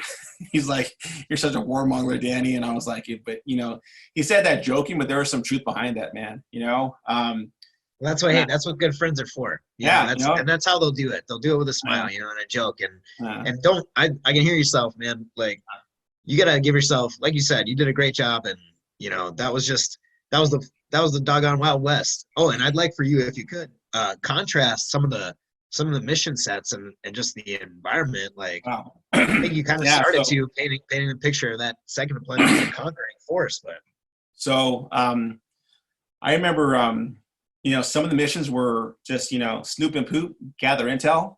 As a sniper, I'd say probably 90% of your job is observation. Probably 5% of it is direct contact. But you have to be patient and you have to get good intel. and the Army is run off intelligence, and so you want to make sure you give accurate, good information. So you observe people, you know, you learn their habits, their lifestyles, what tea they drink, you know, and so most of the deployment was spent under that particular lens and scope, but the other 10%, 5% was it was incredible, man. Everything from hopping on little birds, you know, bash roping off things on remember one of the missions with 20th group was actually right outside this small town, I forgot what it's called, right outside Fort Warhorse, that we kept receiving a lot of incoming from. We just we initially found out about this village because we were running in 2 Humvees, so we used to go around the city in 2 Humvees, which is no one does that anymore, only 2 vehicles, but we would typically go 2 vehicles, 8 guys all over the place. And we went to the city and everybody closed their windows and closed up shop, and we're like, crap, it's going to happen. What if I said Barritz to you? Barritz was crazy, dude. So Barritz, that was all Bravo Company, man. I think I did a lot of work with Bravo Company. Obviously, I did a lot of work with Alpha Company also. So Alpha was over in Mufrik and Katoon, right? Mm-hmm. Yep. And cool. So I think one of the hardest things that, you know, I remember when we first went to Barritz, how we got the call. At the time, I was attached to some engineers. I think it was Echo Company. Yeah, Echo Company. And so, and I remember they took over the police station south of Barritz, and that really what started off our initial push. Dude, I gotta tell you. Let me tell you. Like, I was there, right? Yeah. And this is what this. So I'll set it up, and then you knock it down, right? You tell the cool part of the story. But the engineers go in, and there's this IP station that the IP had fled from, and the bad guys in the area had stolen all the trucks and machine guns, and then blown big holes in the walls and made it. It smelled really bad. It smelled like rotten onions. I'm not sure why, but we turned it into a strong point. But they made me, like hang out in the courtyard the whole time that everything's going on. So there's one of my favorite pictures from that deployment is just me reading a Maxim magazine as like contact is going on from the roof, and they're like, "Doc, go downstairs." Well, at the same time, dude, if you get a hit, who's gonna fix us? Dude, I did good combat lifesaver training. Come on now. Yeah. So, you know, I remember initially when that IP station got overtaken. I remember these 3 guys came out running out, and that was right when the lead vehicle. It was Lieutenant something. I forgot his name. I was in his vehicle, and his gunner hosed all 3 of them. And so we only saw 2 bodies, but it was literally 150 meters in front of us with the Bradley. So the coax got him, the 240 Bravo, the 240 Charlie, I would say. And so I remember he's like, "All right, Pina, drop ramp and go get the bodies." I was like, "What?"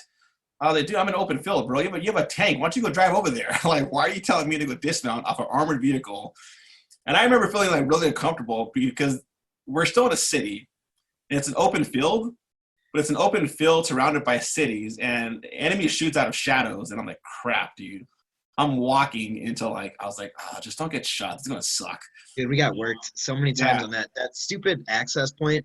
Yep. Like, it's one single lane road that parallels a canal and then makes a 90-degree turn and is surrounded on both sides by buildings. I'm like, so I think that's, I'll tell you a story. So that's one of the things where so one of the guys that was still alive, he had a weapon and he turned towards my direction. He had it on the ground. So I plugged him up, you know, I shot him a few times. And then I went over to him and I kicked the weapon down. I saw the other 2 guys. Well, they're obviously dead. So then I called the Bradley up and he goes forward and shot the guy a couple times in the chest, and it's 5.56. He lifted it.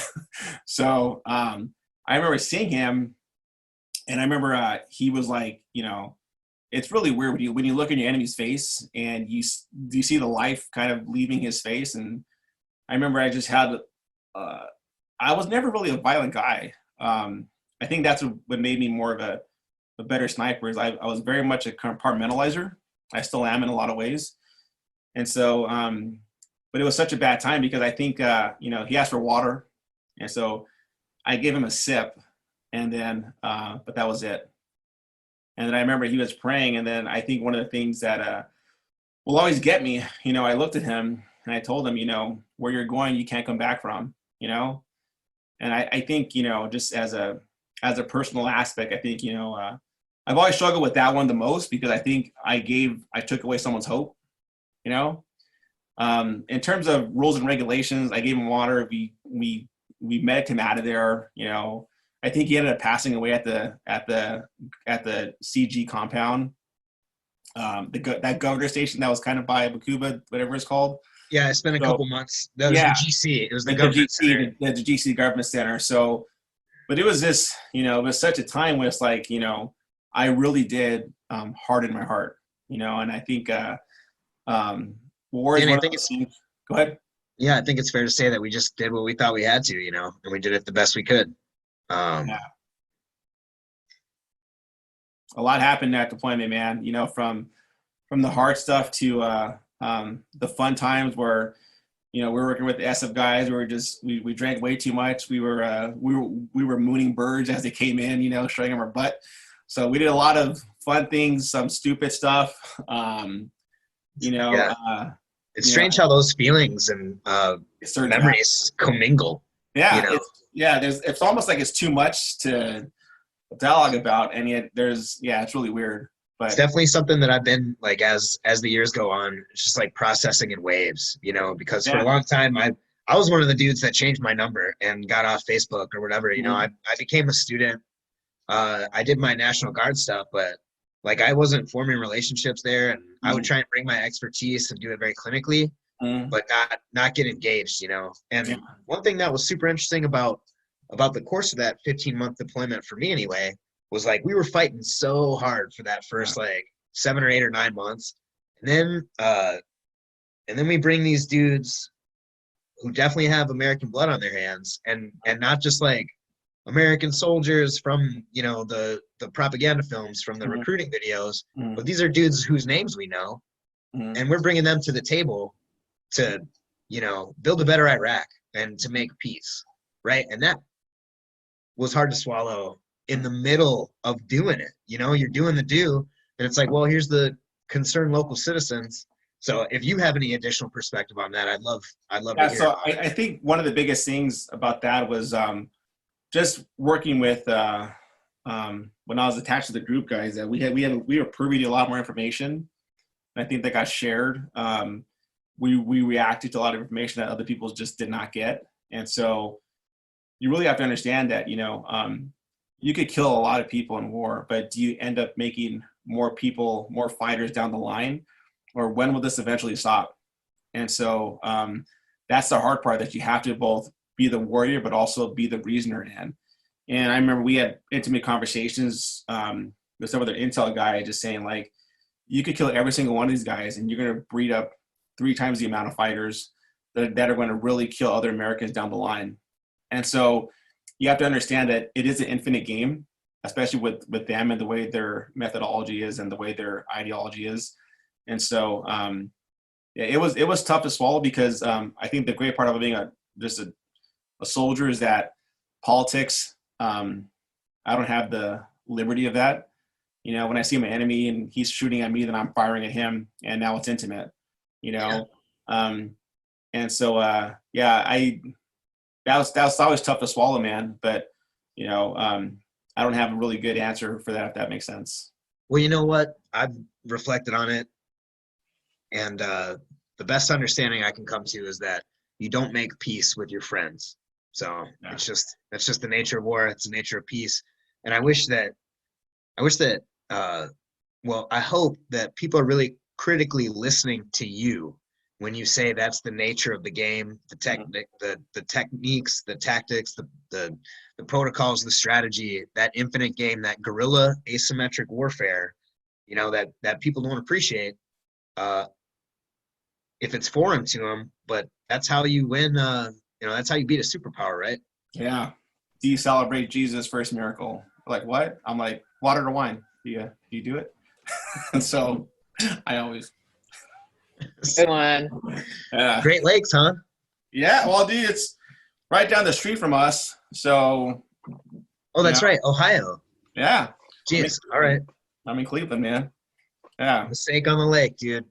Exactly, dude. It's such a dirty river, bro. Such a dirty lake. Gosh, not Lake Erie, is it? It is. Oh, okay. Yeah. So, yeah. I'm gonna Is paddleboard across it Cleveland though. is Cleveland like as boring as they portray it as in the Dude, movies? Cleveland is a badass city. That's what I'm saying, dude. I love it, man. I'm a Drew Carey fan, and Dude, there's got to be something, right? dude, They got. I kind of don't want to tell people about it. Like, don't come here and ruin it. Like, it's legit, dude. So, like, I mean, I'm obviously from LA, and I spent a lot of time in New York City, a lot of time in Chicago. Obviously, I came from New York coming over here. So, I love those, but Cleveland it's weird. It has a lot of grit and hustle. It's a clean city, and yet you can still feel like it's a city, but you could still get to the country in 25 minutes from the city, which is crazy, dude. So, obviously, I wish the water was a better color because I think it's very disgusting. But in terms of a city, it's actually really cool, and it has the second largest. So, like the nerd side of me is I'm really big into poetry and to like theater and a bunch of stuff like that. So, it has the second biggest art district in America. The first one is Broadway, in New York City. Has the second largest. So, any band you could think of, everyone comes to here. Every single, if you want to see anything on Broadway, it's here also. So I like that, dude. I like the arts, man. Hey, I mean, so Cleveland is not as boring as in the movies. So it's funny. So when I got hired to come here, one of the questions he asked me was like, "So what do you know about Cleveland?" And I'm like, "I know about the Cavaliers. I know about the Drew Carey show. That's about it." I mean, so I thought that exactly right when I came here. Yeah. And then it's grown on me. It's grown on me. So what's that hiring process like for a man of the cloth? Bro, man of the cloth. I don't know, man. What do you want me to say? Like that's right. Like, so, ooh. I would say that my place has been very untraditional in terms of how I even got into this role, how I'm here, and it's been very much, I would say, God-centered. It was very much fortuitous. It was not, none of this is by chance. And so, so I could go more in about it, but I'm not sure if that'd be skipping some steps, so. Yeah, let's circle back then. Yeah. So here we are, probably freaking, let's see. We left in October 2006, and shit got real as soon as we landed. Yeah. So I don't know, the rest of 2006, I had a weird experience, kind of reminiscent of your experiences in Taji from that previous deployment. And I don't know what your infill to Fob Warhorse / Bakuba was like, but they just like I ended up on some chalk that only had like 20 dudes from 112 on the bird or whatever. So, and similarly, I think we landed at like midnight on Halloween or something similarly eerie.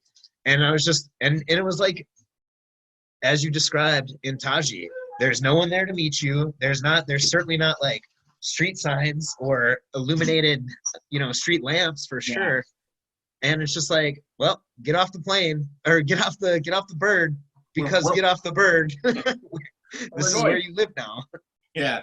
Thank God we've gotten way more logistically organized since then. It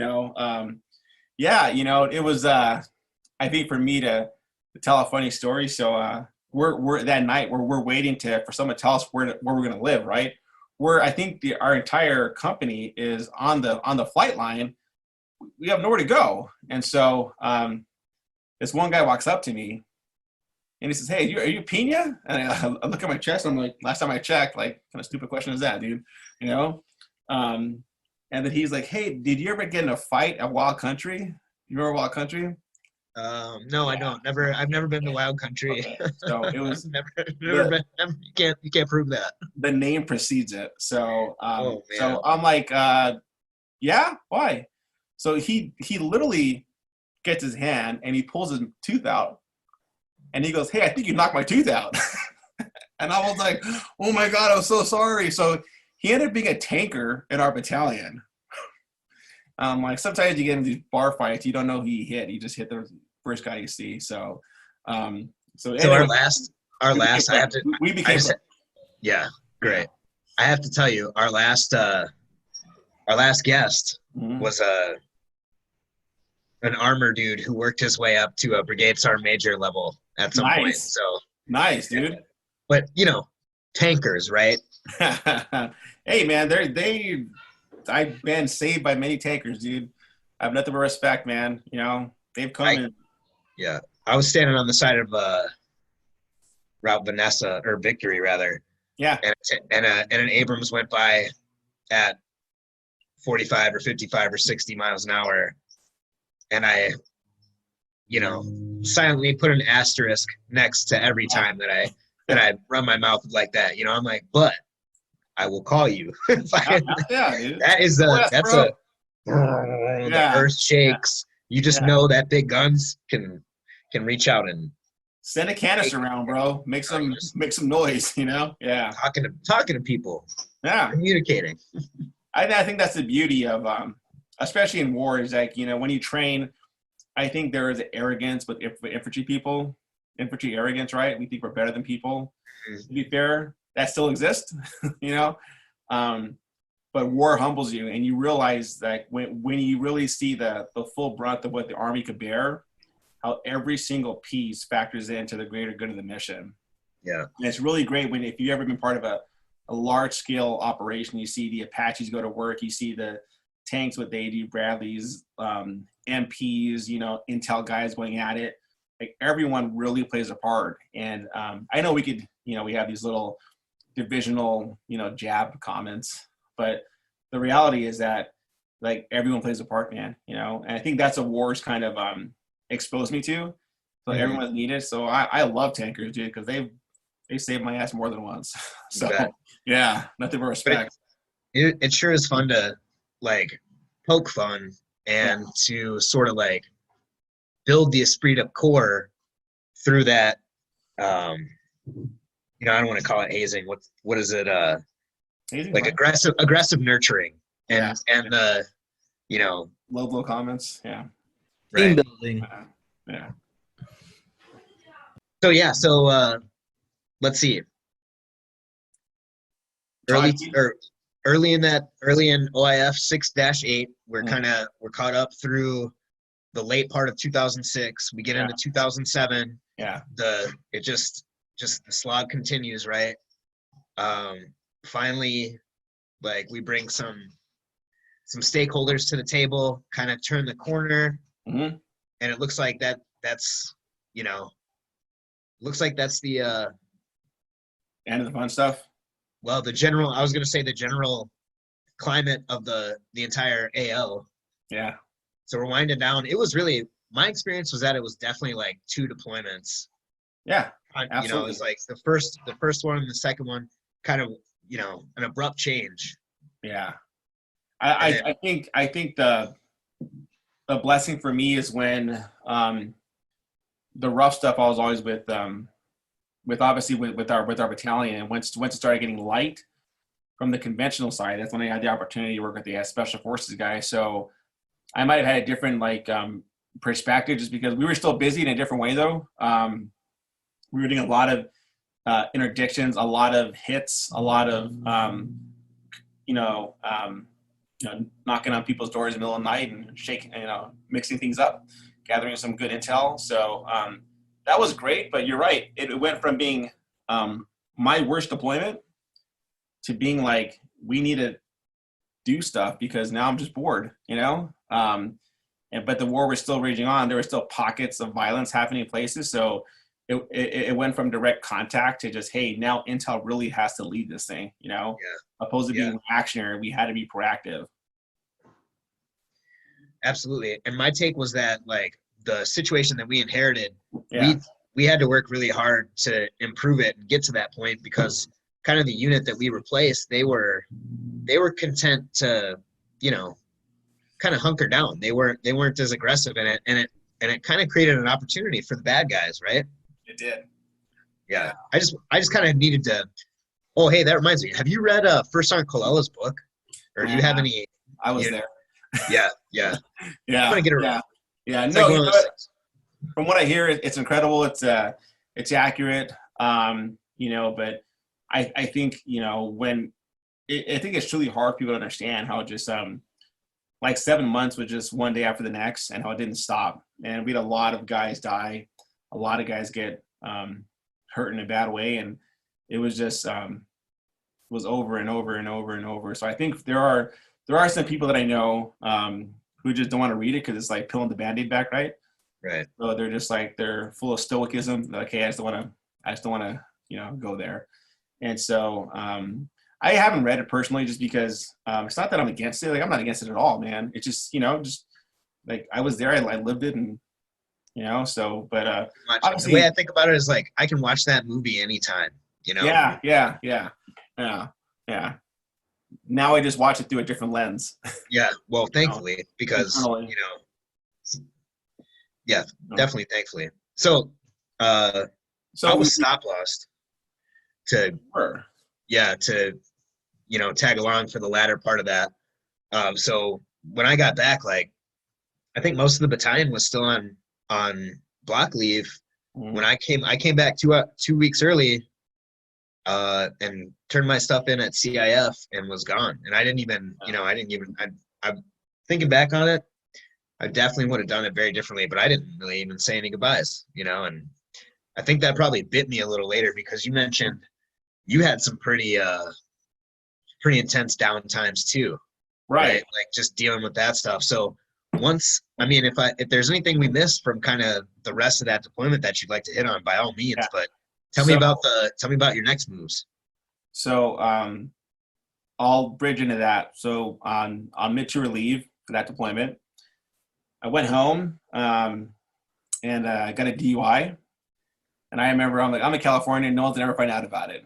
But I have a conscience, dude, So I went back and I told First Sergeant Franklin, who's now Command Sergeant Major Franklin of the 173rd. He's gone places. Although I told him, I'm like, hey, so I was home and I got DUI, man. He's like, really? I could have not told you. Like, I'll be honest, man. I'm like, dude, I was like, it was my last day on leave and I drank a lot and I got pulled over. He's like, damn, dude. He's like, well, you told me, let's see what happens with this, but I think nothing will happen with it. And then I think because it happened in the eve of all of we were busy, that it just got lost. Nothing happened with it, dude. I told 2 people, actually, and not just him. I can tell you that there were a number of yes, like staff NCOs who may have had similar transgressions that I kind of heard the scuttlebutt about, but never any official repercussions, let's say. So we get back, and this is December 2008, and we're all getting ready to go on leave, and I believe for Christmas, right? And so we got back the 10th or 11th. People were obviously different times, depending on the chalk you were on. And so first day back, I drink a lot. I fall asleep in a parking lot, in a mall parking lot. Get a knock on the door by a cop. He's like, oh God, not again. So I got 2 DUIs. So that one I could not ditch. So I ended up getting a general letter of reprimand for that one, which kind of hampers some stuff for my career, but kind of sucked. But I mean, not much I could do with that, I'm honest with people, dude. I'm not gonna lie. Like I told the cop, what do you want me to do, man? I drank a lot. I don't want to walk home. Like, it's cold outside, dude. It's December in Texas, man. I don't want to freeze either. I don't have the heat. It's like 55 degrees out here, man. I know, right? 55 in Texas is cold, dude. Might shiver once. Obviously, being stationed at Fort Drum, that's sweater weather, right? And so I'll eventually be stationed there also. So I think for me, I didn't handle it well. I drank heavily, and it came to a point in March 15th, where I had 3 letters written out to my mom, to my brother, to my best mate, and got a Glock, put it to my head, and pulled the trigger, and nothing happened, and it was really weird when that happened, because of course I couldn't do it soberly, right? So I had to get really crap drunk, and then I think I played like one more game of what do you call it? What's that war game everybody plays? Call of Duty. Call of Duty, I did. I played one more game of Call of Duty, one more round just to get it in and talk smack to little 15-year-old kids, you know. And then I remember I had my dog at the time, so I put her in her cage because I didn't want the idea of her licking my blood or eating me. That was disgusting because I saw plenty of dogs eat people and cats eat people, so that's always burned in my memory. So, and it was one of those things where, man, I can't describe it how should have died, you know, Glock don't jam, you know, and so they have no safety, right? And so, you know, the bullet, you know, the fire pin hit, it just didn't, nothing happened with it, man. And so I remember it was that time where, I'm sorry, at that time I did not have a dog. And so it was just, it didn't handle it well, man, you know, be fairly honest. And I thought I was better off dead than alive, you know, and, you know, it took just going through some internal raw emotions that I just did not have the gumption to talk it out. Because back then, I don't care what you said. If you talk to somebody, you were flagged. So you just don't talk to people, you know, you just take a straw and suck it up and keep moving on. And so, yeah, just to clarify for folks who like maybe don't understand, like a flag means no positive, it's an administrative status. That means you don't get anything positive to happen for you. You don't get to use your education benefits. Yeah. You're not supposed to go on pass. You can't be promoted. You can't go to school. It's a big deal. No favorable action. Yeah. You know, so, you know, there's plenty of guys who were just, you know, who would go to mental health clinicians and next thing you know, they're out of the Army. I just didn't want to be one of those guys, you know, so I just kept my mouth shut. And so I remember I had a long conversation with, the time was Major Pulaski. Remember him? He passed away. He shot himself too. Yep. Yeah. So yeah, he was the outgoing Charger 6. Major Posnick. So Major Posnick during deployment, hey buddy, how's it going, son? Okay. So during deployment, he was our S3. So he never gave me a beer, but he gave me like Diet Coke. So we talk about life, about different things. He really, Major Positive, this one thing with me where he's like, Pina, he's like, I love you, man. I love you like a son. He's like, but you're too crazy. He's like, but you're weird crazy. He's like, you're not a screamer. He's like, you're quiet, which scares me, you know? And I'm like, sure, I'm not going to hurt anybody, man. Like, I'm good, you know? He's like, you ever thought about getting a dog? And I was like, what the hell do I want a dog for, dude? So, he's the reason why I bought a dog. I bought a black lab named Spotter. She's a girl, but she's a tomboy, right? So, you know, sniper, she's a spotter. So, so I got her, and literally, dude, when I got this dog, dude, I stopped going out because I was afraid she's gonna poop all over my house, dude. I stopped going out. I stopped drinking in excess. I started getting into kayaking. I would take my dog to like dog parks. I take her to like Austin to like dog things, man. And for me, that really, really helped me out. It's weird what an animal does for your mental health and your clarity. And it really centered me. It's as crazy as that sounds, dude. Still have the same dog who's lost a lot of pep in her step, but she's still around, you know, she's downstairs, probably sleeping like she does 23 hours out of the day. You know, but I've known my dog longer than I've known my wife, longer than I've known my kids, you know. And it's weird how dogs know when you're going through stuff, how she was such a, you know, when I got her from the pound too, I didn't want a dog that was too hyper.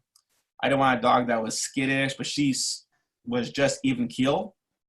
And so I think as much as I rescued her, she rescued me, if that makes sense. Absolutely. And yeah. As you know, I got something on my hands right now. I got a new addition to my living situation. And it's you know, grateful to have the company, especially during safer at home is what they're calling the Wisconsin lockdown. But yeah, man. Yeah, so that's cool. You and Spotter got together in this must be 2008 right now. I got her 2 weeks after I tried to commit suicide. I got her in January, March, April, the first week of April. Cool. I got her 2008, and she was a year old, so she was older, but still kind of puppyish.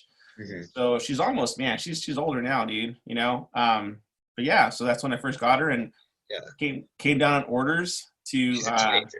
yeah, I came down on orders to be an OC in California at NTC.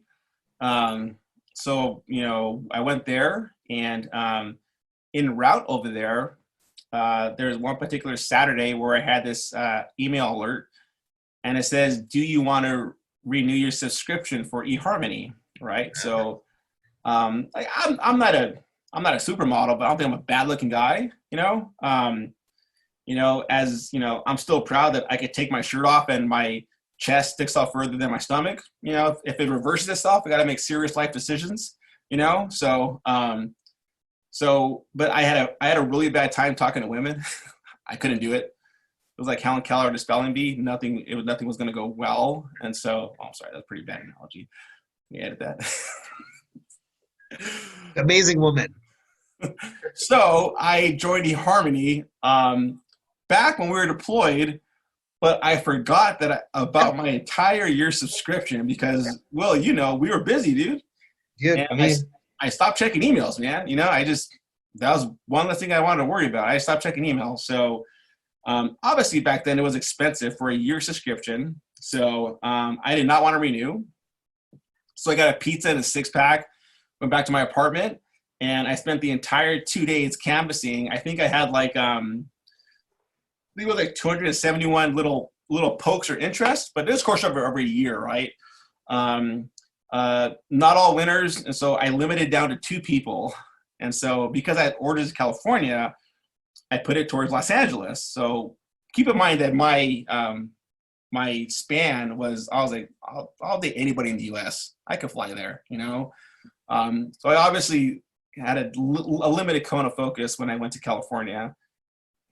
And so me and this girl named Daniela, who's now my wife, we talked for about a month, I would say, via email. And then, the way it works is after you feel comfortable talking to email, it will allow the person who initiated the conversation to take the next step as a phone conversation. It'll share your number. So we did that, and we talked for 2 weeks. And, I remember the first time I met her, I still had the older Range Rover.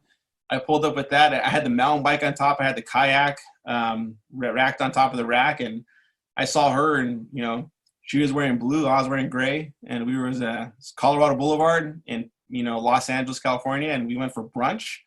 Brunch turned into an all-day date. And then, and then I had to go back and leave her because I had to go sign in to Fort Irwin. So, but over the course of that, we started dating, and then, she broke up with me at one point because she said I was too crazy, to be fair. I had some issues I had to work on, and so it was good because I think I saw the quality of who she was and how she wasn't afraid to say no to things. And I was like, what? I really do push the envelope. Like, it really started to really sink in, like, the gravity of my choices, in life. That's funny, yeah, like falling in love gives you a little bit of perspective, and you're like, holy smokes, I take a lot of risks. Yeah, and so it was good, but I think it was such a blessing to meet her, and she was in the industry, in California. So, man, I had a good time in California. I had a good time in California, man. I drank the best wine. I went to the most expensive wine vineyards, you name it. She had the wine cellar thing where any wine place she went to, she had the industry card. So we always drank free everywhere we went. Some of her best friends were some of the best, renowned chefs in Los Angeles. So, like, she was hooked up, like, she was hooked up. Like, I got hooked up vicariously through her. And so I had an amazing experience dating her, and then so, got married. And I'm still an OC in California, so that's pretty redundant. We go train, we go observe other people that were training, and then we're in the sandbox for about 2.5 weeks out of the month. We're training for 10 days, and we usually have 4 days off once a month, and we have 2 days off, and that's it. So we usually have a 4-day followed by a 2-day, and then we train for the next couple of weeks. So that was my schedule. So we ended up falling in love, and I asked her to marry me in December of 2009, and July 24th of 2010, we got married. And it was in, I came down to orders to go to Fort Wainwright, Alaska, and we were going overseas to do some stuff, and that's when I found out, hey, say. A couple months after that, we found out she had cancer. Where'd you guys get hitched? We got hitched in California at a wine vineyard. Super cool wedding. I think at the time, I think you were MIA. You were Mr. Couldn't get a hold of anybody. So Steve DeVries came down. A lot of soldiers. So Danielle was from Oregon, so she had a lot of friends go down there. But Danielle's her family is all Southern Baptist. Her lineages, and so you get a lot of Southern Baptists with a lot of aggressive infantry guys. It was a very fun wedding at a very nice place where a lot of alcohol got snuck in there that should not have been there. So my grandfather got hauled out of there in a wheelbarrow. Literally, guys are being dragged out of there just because no fights, just because they drank way too much wine. It was fun, man. So yeah, we got married. No one expects after 3 months of marriage to have cancer. Like anytime the C word pops up, it's always scary, no matter what degree or level it is. And hers was stage 3, and it was spreading, so they had to just literally. And it's weird because they call it the old lady disease, I believe.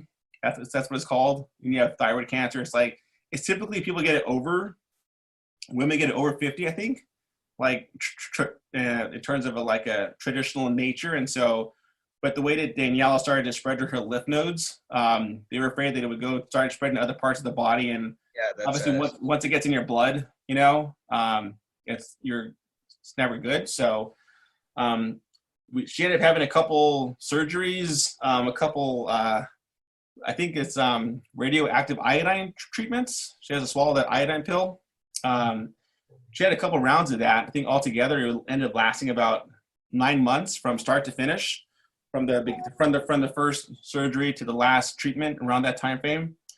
When that happened, I was my orders to Alaska got canceled, and I was compassionately reattached to a recruiting station in Los Angeles. So I wasn't a recruiter, but I was working at a recruiter station, and so I both loved that and I hated it because I didn't get the recruiter pay. And yet I was still getting the pay from Fort Irwin, which is one of the lowest paying places to be stationed at. And I was living in Los Angeles. So I actually had to pick up a second job. So You were working a second job while you were active duty military? Active duty, and my wife had cancer. Yeah. So wow. I actually was working as a caterer for one of her chefs, which is phenomenal. $25 an hour, meeting great people. We ate great food afterwards, so ended up being a really good gig for that particular season of my life. And once that was done and over, we had orders to California. Not to California, we got orders to Fort Drum. I would go to Fort Drum in it was September of 2012, and I'd go over there and I'd take over a scout platoon for a little while. Then I went back to a sniper section sergeant, and then right before deployment was going to hit, I took over a line company as a platoon sergeant over there, and deployed with them. And how was your wife doing on all that timeline? Like, was she done with her treatment? Like, at the time, how were you handling that? She was done with her treatments. She is so she was finished with them after the 9-month mark, but she had to keep getting checkups, as that goes, obviously more checkups when the procedures are over, but less as they go on. Now it's been past 5 years. So she's cancer free, thank God. So it was tough for her because, her parents came from money, and she married a soldier, and they don't traditionally have a lot, Yeah. I came from kind of humble beginnings. So it wasn't tough in the aspect that she required money. Like, that's what I love about her. She's so phenomenal. But it was tough in the aspect of, like, I took her away from a really cool life in Los Angeles. really cool life. And I'm Yeah. like, hey, do you want to go to Watertown, New York? Like, who doesn't want to go there, right? So, Just as an aside, my sister and her husband are currently stationed in Watertown, New York. I fell in love with the place eventually, but it took some time. It took a couple years, actually. Well, I think with most military towns, you have to get out of the footprint, and get oriented to the part of the country that you're in. Yeah. Because I hate it.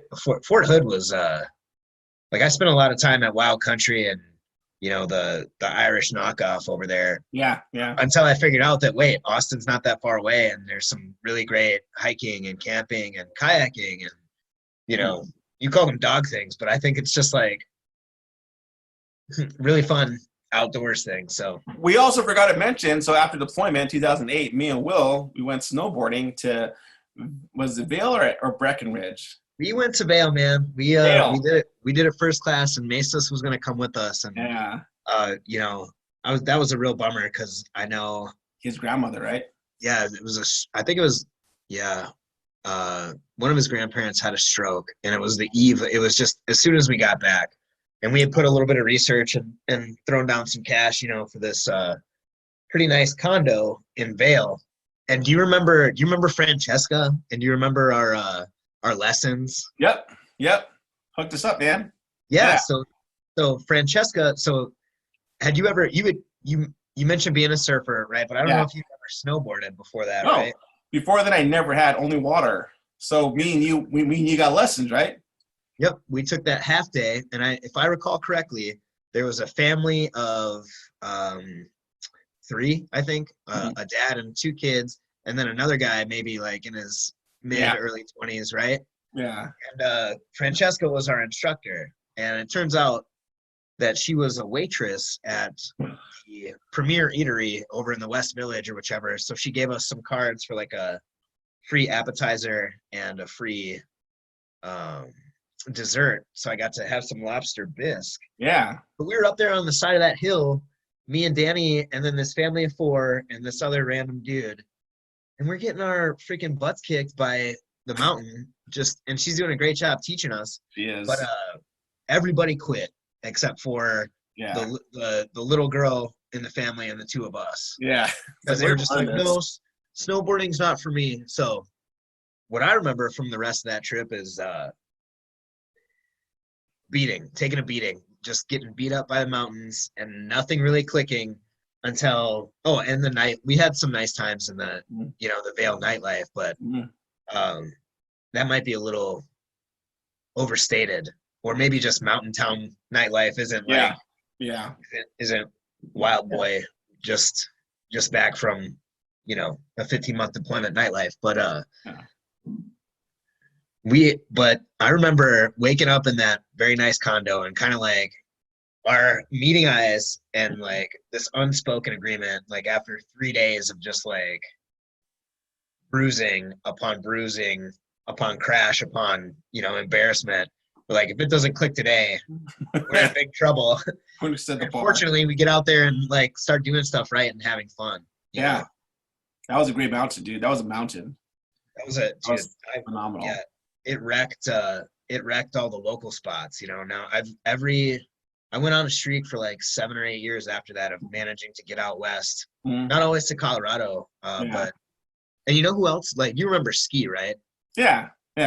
So that dude, him and I were battle buddies from my first deployment, and he was huge in getting me sort of hooked up into like that outdoors sort of recreation. He was a big boulderer and like it's just a great athlete, outstanding athlete. His story is something else. I can't wait to reconnect with him. But didn't he go to like the Philippines? Yep, he spent some time in Southeast Asia. And didn't he lose his leg? Yeah, so that's a crazy story that involves what's called the Ferris Doctrine, which involves Army malpractice. But I'd love to, but I can talk more. I'll fill you in about that some other time. But dude, another notable thing besides just the beatdown that mountain gave us and Francesca's kindness was the random individual, this fella in the airplane seat next to me. when you know how it is, like you start having these conversations, and if the person, I'm not, I could do either thing. I think I can sit quietly or I can, chit chat a little bit.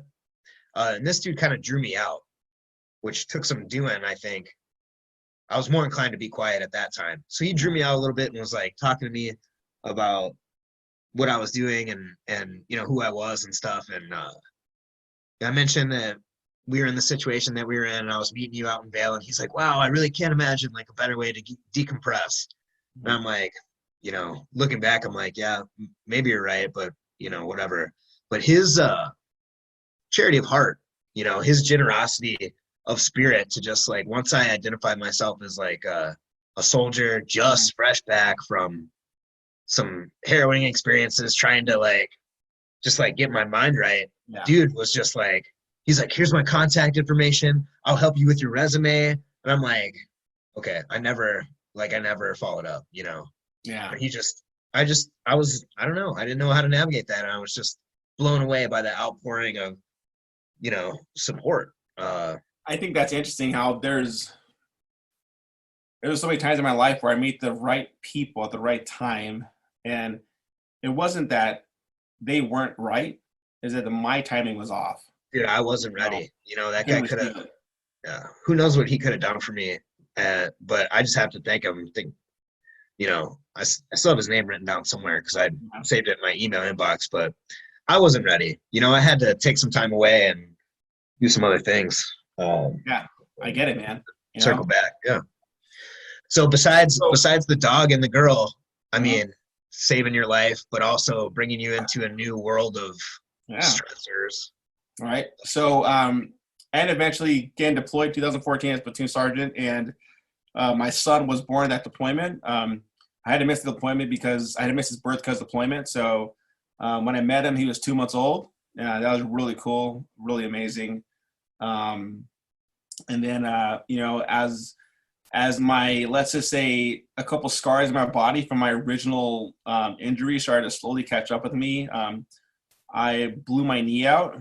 And what I forgot to mention was in 2009, I had knee surgery to remove, I didn't realize I had shrapnel in my knee. I could always play with it. I just thought it was like, I don't know why it was weird. I didn't care about it. Dude, that's an army. That's no one else thinks like that except for hardcore army dudes. Like, what is this? I can still run. So ended up causing a series of bad things on my body. So in 2015, they started the medical chapter paperwork. So it ended up being where they offered me I'd like a desk job, or I think it was something like it was something horrible. I forgot what it was, but they offered me. But I'm like, dude, I'm an NCO. I have my bachelor's. Like, I have my college degree. Like, I'm not going to do that. Like, I'm out. Like I am out.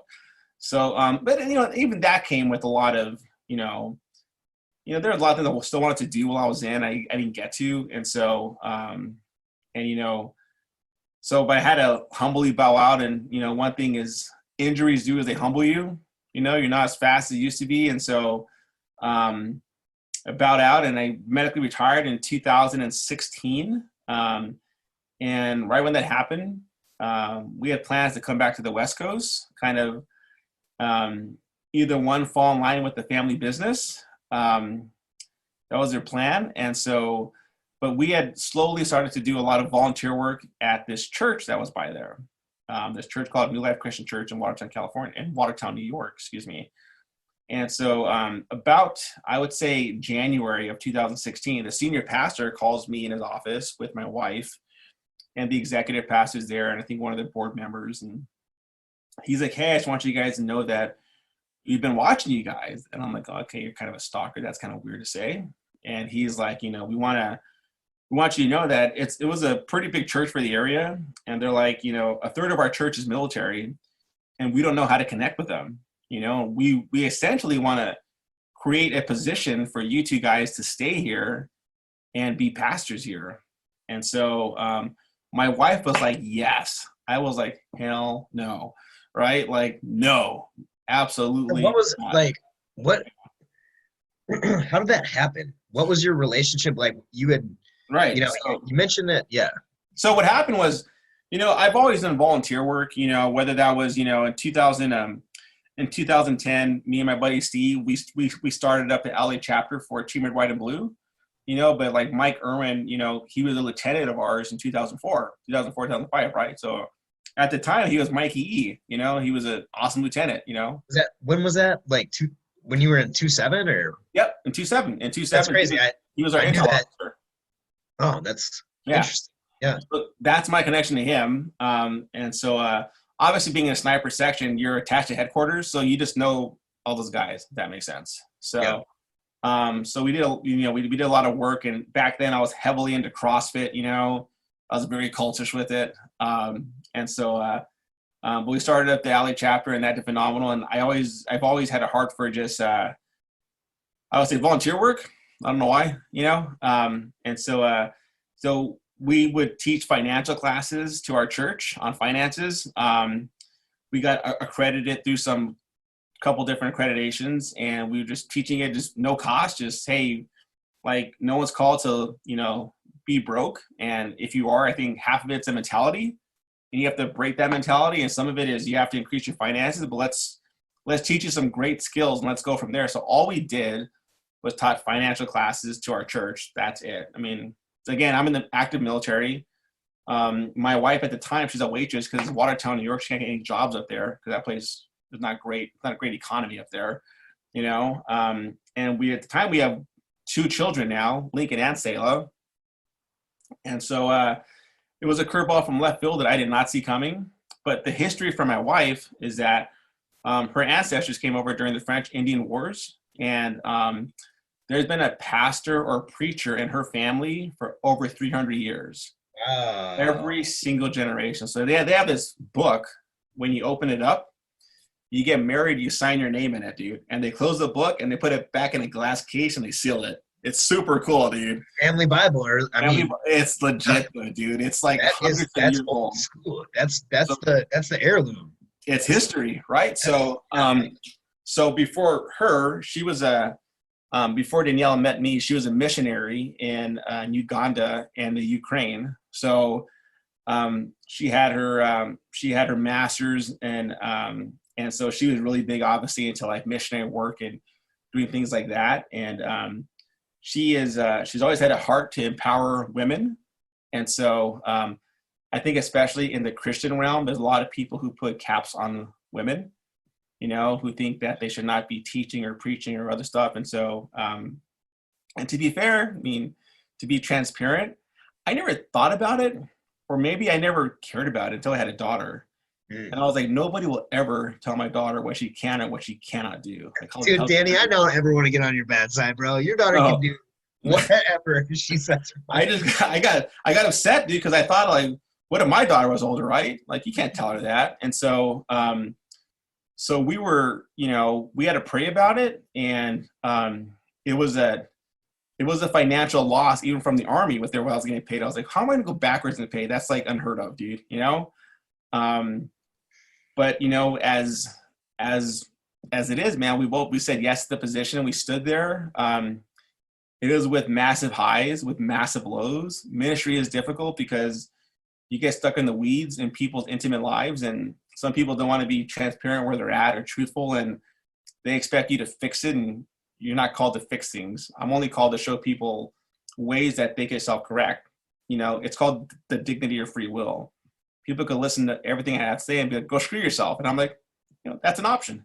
Like, you don't have to listen to anything I'm saying. And I'm perfectly okay with that, And so I know for me, I had a God encounter when I got shot, and I heard this voice that said my name. Have I told you about it? No. So that's just kind of, this part of your story, it just begs the question, like, how did you develop that close personal relationship? Yeah. So when I got shot originally with that Grom guy who ran out the door, I heard this voice, which is so weird. It said Danny boy, but here's the context. So I grew up in East LA. So my father is still in the Mexican mafia. He has been for a very long time. He's killed a lot of people. He's never getting out of prison. He probably shouldn't get out of prison. I love him. He's my dad. but he's done a lot of bad things to a lot of bad people. So I've seen my dad like probably 5 times in my life. You know, he's been in shoe units like where they get one segregated housing, right? Yeah, but he was a shoe unit for 23 years in a row. So what I mean, he was one of the top priority guys in California. Was the reason for it. And so so for me, it was one of the things where like, and growing up as a kid, people would always call me Danny Boy because my father, that's what they called him in the streets, Danny Boy. So no one had ever called me that, and I don't know, since I left LA, right? And so I'm in this battle, and I hear with clarity something say, Danny Boy, but very low, but I heard it.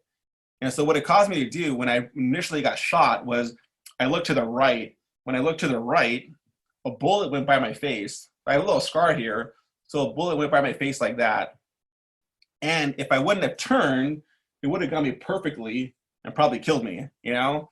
There's probably a counter sniper out there, I can imagine. They were good also. And so when I heard that, I struggled with that for years, man. I was like, you know, and then after the attempted suicide, nothing happened. I'm like, what the heck, you know? So for me, it was a lot of years of asking like, why am I here? What am I created to do? And why do I constantly feel this nudging of wanting to like literally to follow you? And following Jesus is different for everybody, man. It truly is. It's not glorious. You know, it's a lot of pain because you're in relationships. Some are awesome, right? We all have relationships. Here's the thing, right? Every relationship takes work. I don't care who they are. My relationship with my mom takes work, a lot of work. You know, I love my mom, you know, but every relationship takes work, some more, some less. And so, and I've always had a heart for, I think, mental health. I think because for years I suffered with it. And so I wanted to bridge the two because as a kid growing up, I often felt that a lot of Christian men were kind of weak.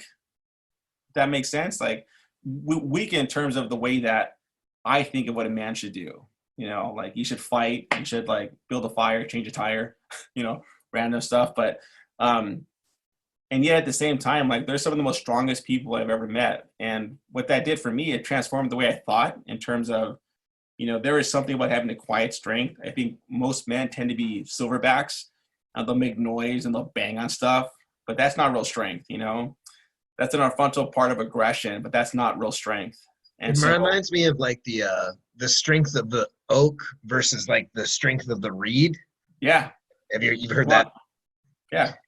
Yeah. So sometimes the ability to bend with the wind and be flexible is preferable to standing firm. But absolutely. So, you know, they offered us a position and we said yes. And it was through that position that, you know, for the One Tel reunion, I did the benediction for that, invocation for that. I was able to do a couple, you know, special forces invocations because I know those guys that they still call me up, and I'm glad I still call a lot of them friends. And so I get those random phone calls because everybody needs a chaplain to open up a ceremony.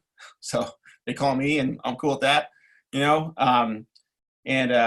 I was able to speak to a lot of guys who I think a lot of the common trait the guys struggle with is anger and shame and rejection. You know, those 3 things tend to circulate in, especially internally. And so I'm able to show them, like most people to ask me like, dude, how have you killed the amount of people you've killed and how are you sane? And I usually say, well, there was a season where I wasn't, you know, and that season hurt me, but really your greatest platform will often be your greatest pain. And so for me, you know, I had to walk through a season that would have killed a lot of people.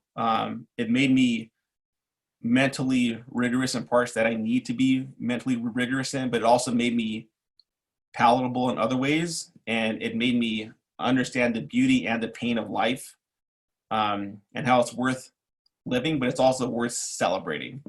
And so I think a lot of times we tend to get into these concepts and I always say stuck in the weeds where we have a bad mentality, but really we have a bad perspective on where we're at, you know. And, you know, the Bible, read it if you follow it, it doesn't say that you're going to get rescued from the storm. It never says that. But I want to let you know that there is a way to be okay in the storm. But I think that applies to just general rules of life. Life's going to hit you hard more than anybody. And if you don't know where to stand or how to stand, you're going to constantly get hit every time. And the thing is, everybody falls, but you have to understand how to get up and why you get up. The why is always more important than the punch, So once you understand your why, then you can understand this makes sense, So for me, it's just, I follow the Lord because he saved my life multiple times. And I have this love to tell the people what that feels like. And it's, the story of Christ, it's a ravenous love story. We can go into details of that later on. But that led me to the position at New Life. And then, when I was I always wanted to be a business owner. And so I had a conversation with a sergeant major of Under Fire, where I think we were taking cover behind a rooftop in 2007, and we were smoking a cigar. He pulled one out, and he's like, Pina, when you get out of here, what do you want to do? And I remember smoking that cigar, thinking, you know what? I want to open up a surf shop in Costa Rica. That was my plan, the surf shop in Costa Rica. So when I got out of the Army, I opened up a stand-up paddleboard shop, and it was in Sackett's Harbor, New York, which is near Watertown, New York. So it wasn't a surf shop. It wasn't Costa Rica, but it was close, And so I was able to do that for a couple of years. We bought it off an incredible couple. And my second season owning it, I was able to cross Lake Ontario unassisted in my paddleboard. So I did 131 nautical miles. And we definitely hit some major storms. And the only part I love about that is there's no sharks. So I got to worry about being eaten, right? So I love the inward seas. And it got me really big into just realizing owning that shop was so good for me when I got out, because not only was I pastoring, but I was also doing business on the side. And, I was able to just, give my employees awesome principles. I'm never going to push my religion on you because it's not who I am. I really believe that most of it should be done in conversation through relationship. So if you want a guy to throw the Bible at you, it's not me, because I've done everything wrong that you could think of, but I'm saved by grace, thank God. And so it's one of those things where it was so good to be on the water. I think being on the water is so much like life, how you think you have a solid foundation, but if you can't read the tide, then you'll always fall off your board. And so you have to learn how to constantly adjust.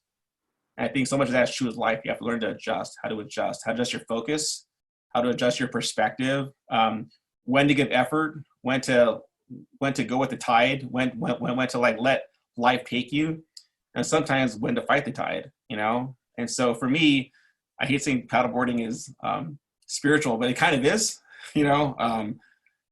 I'm the kind of person where there's storms, I'll be out there by myself. People are like, you're going to die. And I'm like, yeah, I don't think I'll die this way. I'll probably die a different way, And I also have no fear, which I don't think is healthy sometimes.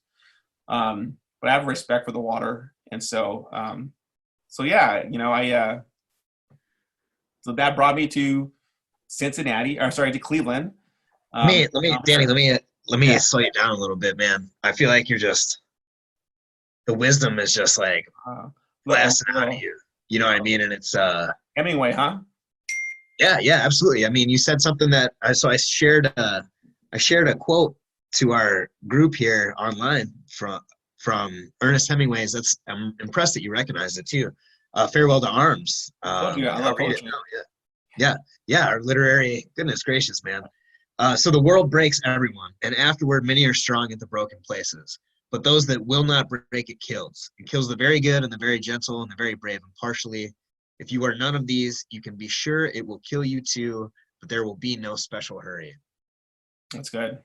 I just, something about your story, it's just like you've lived and died, a number of times. And it's like each iteration of you is a more refined, more pure, more giving and talented and special entity, man. And I'm just really grateful to hear your story, and you distill all these messages so well. I hope that people can slow down and appreciate the the very valuable truths that are here, you know, and it sounds like there are some key sort of ingredients: strength through adversity. You know, you had some good leaders, did a lot of side-by-side and face-to-face engagement. You were entrepreneurial and found things that you wanted to do, but that at the same time like benefited your community. So you're building that at the same time. You found a spiritual balance that was your own sort of, I mean, obviously like a military Christian ministry isn't unique to you, but you made it your own. And it's just your mix is just so incredibly impressive, and just the way you've managed to like be in the right place at the right times and be where the action is and perform at a high level is just so inspiring that I just like, I don't want to get lost in, you know, I don't want people to fail to see the grind for the overarching great accomplishments for lack of the other, if that makes any sense, you know? I will tell you, I'm a work in progress. Look, dude, I'm still in counseling. Like I believe in counseling. I'm in it, you know, I'm in marriage counseling. I was like, dude, I still get anger. Like, I don't know why. That's one thing I still struggle with. I'd be lying to you if I say I have total victory in that aspect. You know, do you think total victory is a real thing? I don't know. I don't know. You know, even the Bible talks about how Paul had a thorn in his side and no one really knows what that is. So I think one of the things that I can't find refuge in is that I know peace will come and I could have peace, but I think times that people live their lives based off their feelings, and feelings are so ebb and flow. Like, I don't trust my feelings. I learned that now. I trust some of them. I think there's a lot of great poetry that says follow your heart, and I do believe in that. But I think a lot of stuff in my life I've realized is that there are some things that I have to continually work on. And I know that war did something to me, man. It took something from me that I can never get back. It made me. Well, hey, man, I think to our credit, and Karen, Nick, everybody else, like all our brothers and sisters, like there was a measure of that was given freely. And I think that makes it special.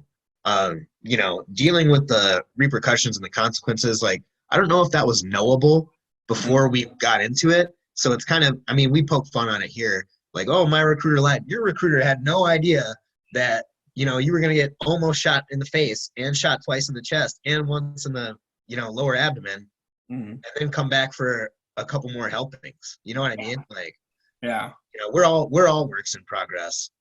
So, you know, I think just being able to admit all the things that have been challenging and to share your strategies for success is going to help other people orient their trajectory to a better place. Well, you know what I mean? I think it's important. You have to be honest where you're at, you know, not where you're going. I mean, you want to know where you're going, but you have to know where you're at. And I think that the hard part with life is everybody in this world of hurry up, you know, that there has to be this. I think what COVID-19 has done, it's eliminated hurry, and it's causing everybody to stop and to recalibrate and rethink about a lot of things, both internally and externally. And I think that you have to realize that you know, on this earth, man, I have one shot. You know, I'm eventually going to pass away, and you know that's part of the process. You know, no one's ever avoided it. You know, but I know that I could try to do a lot with the time I have and try to impact people as best that I can. And I'm human. I'm going to fail. You know, I'm not God. I'm going to do some things that get people upset. I may make some bad decisions, some bad calls. But I will always try to be better than I was yesterday, and, you know, speak less and listen a hell of a lot more. I spoke a lot now, but tend to speak less. Dude, I think your message here is really a positive one and going to be really powerful. Karen, I'm curious if we missed anything, if there's something that stands out as glaring from Danny's story, or just, you know, a question. I know we traditionally do our rapid fire, but I feel like this is really rich already. You know, this is just incredible, and it's been really cool for me to reconnect with you, man. Like, you were one of my role models during my active duty time, and I'm really, you know, and that continues now, honestly. I'm glad we were able to collaborate on this, and I hope to keep working together in the future and just kind of this feels like picking back up like it's 2008 again. Like we just got off the slopes, man. So get your board up. Yeah. Yeah, exactly. What are your thoughts, Karen? What should we do next? Like, I would sit here for another 3 hours, but it's Cinco de Mayo too. I don't want to take up all you guys' times. I feel like you told your story like so well, and there were so many beautiful anecdotes in that story. Like Will said about wisdom and just kind of facts of life and like life lessons and all that. So yeah, I feel like you just spoke so well about everything. It was really interesting just to listen and hear you talk and reflect on things. Awesome. What do you want to add? We could do rapid fire questions, but I feel like it takes away from like how rich this episode is. I agree. So, Danny, so, if I could trouble you for just whatever your final thoughts are, just to put a bow on everything. Yeah. If you have any questions for me or Karen, would be the second item. And then, of course, like this whole thing has been sincerely 180 minutes of just guidance for, if there's ever two kids like me and you that are doing the same thing, like I hope they listen to this and think it's somewhere in the back of their head. And but if there's any message to that guy who's like making the mistakes that I made or making the mistakes that you made or like on the cusp or thinking about something, like can you hit those 3 points for us?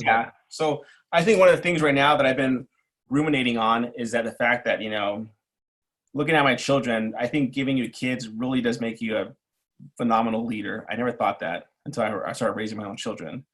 It changes the topography of how I see things. I would say that everyone's born original. Don't die a copy. In this stage of looking at magazines and following this person, that person, you're built and you're born to be unique. Everyone has that perspective. Everyone has a uniqueness. I feel like sometimes along the way we lose it in the sense of conformity, and look, I was a soldier. Like I love the conformity, but always keep whatever is you, keep that and don't lose that.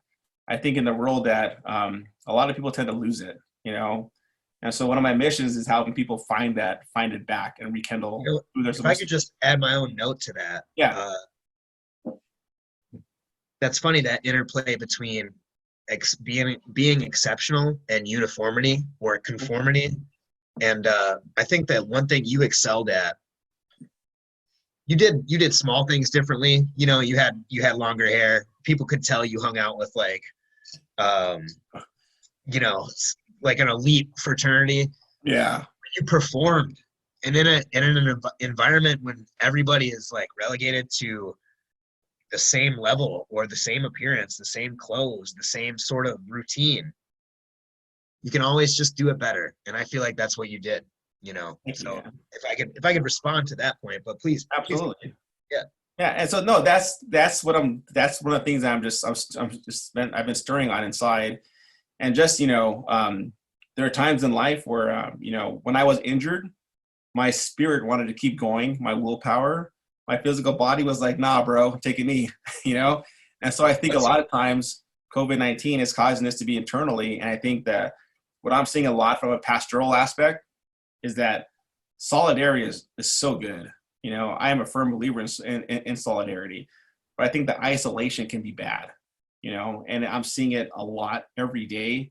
I live in it. And so I want to encourage you that if you listen to this, if you have not reached out to the people that you have to reach out to, old friends, maybe your parents, they have this great thing called Zoom or Skype, FaceTime, use it.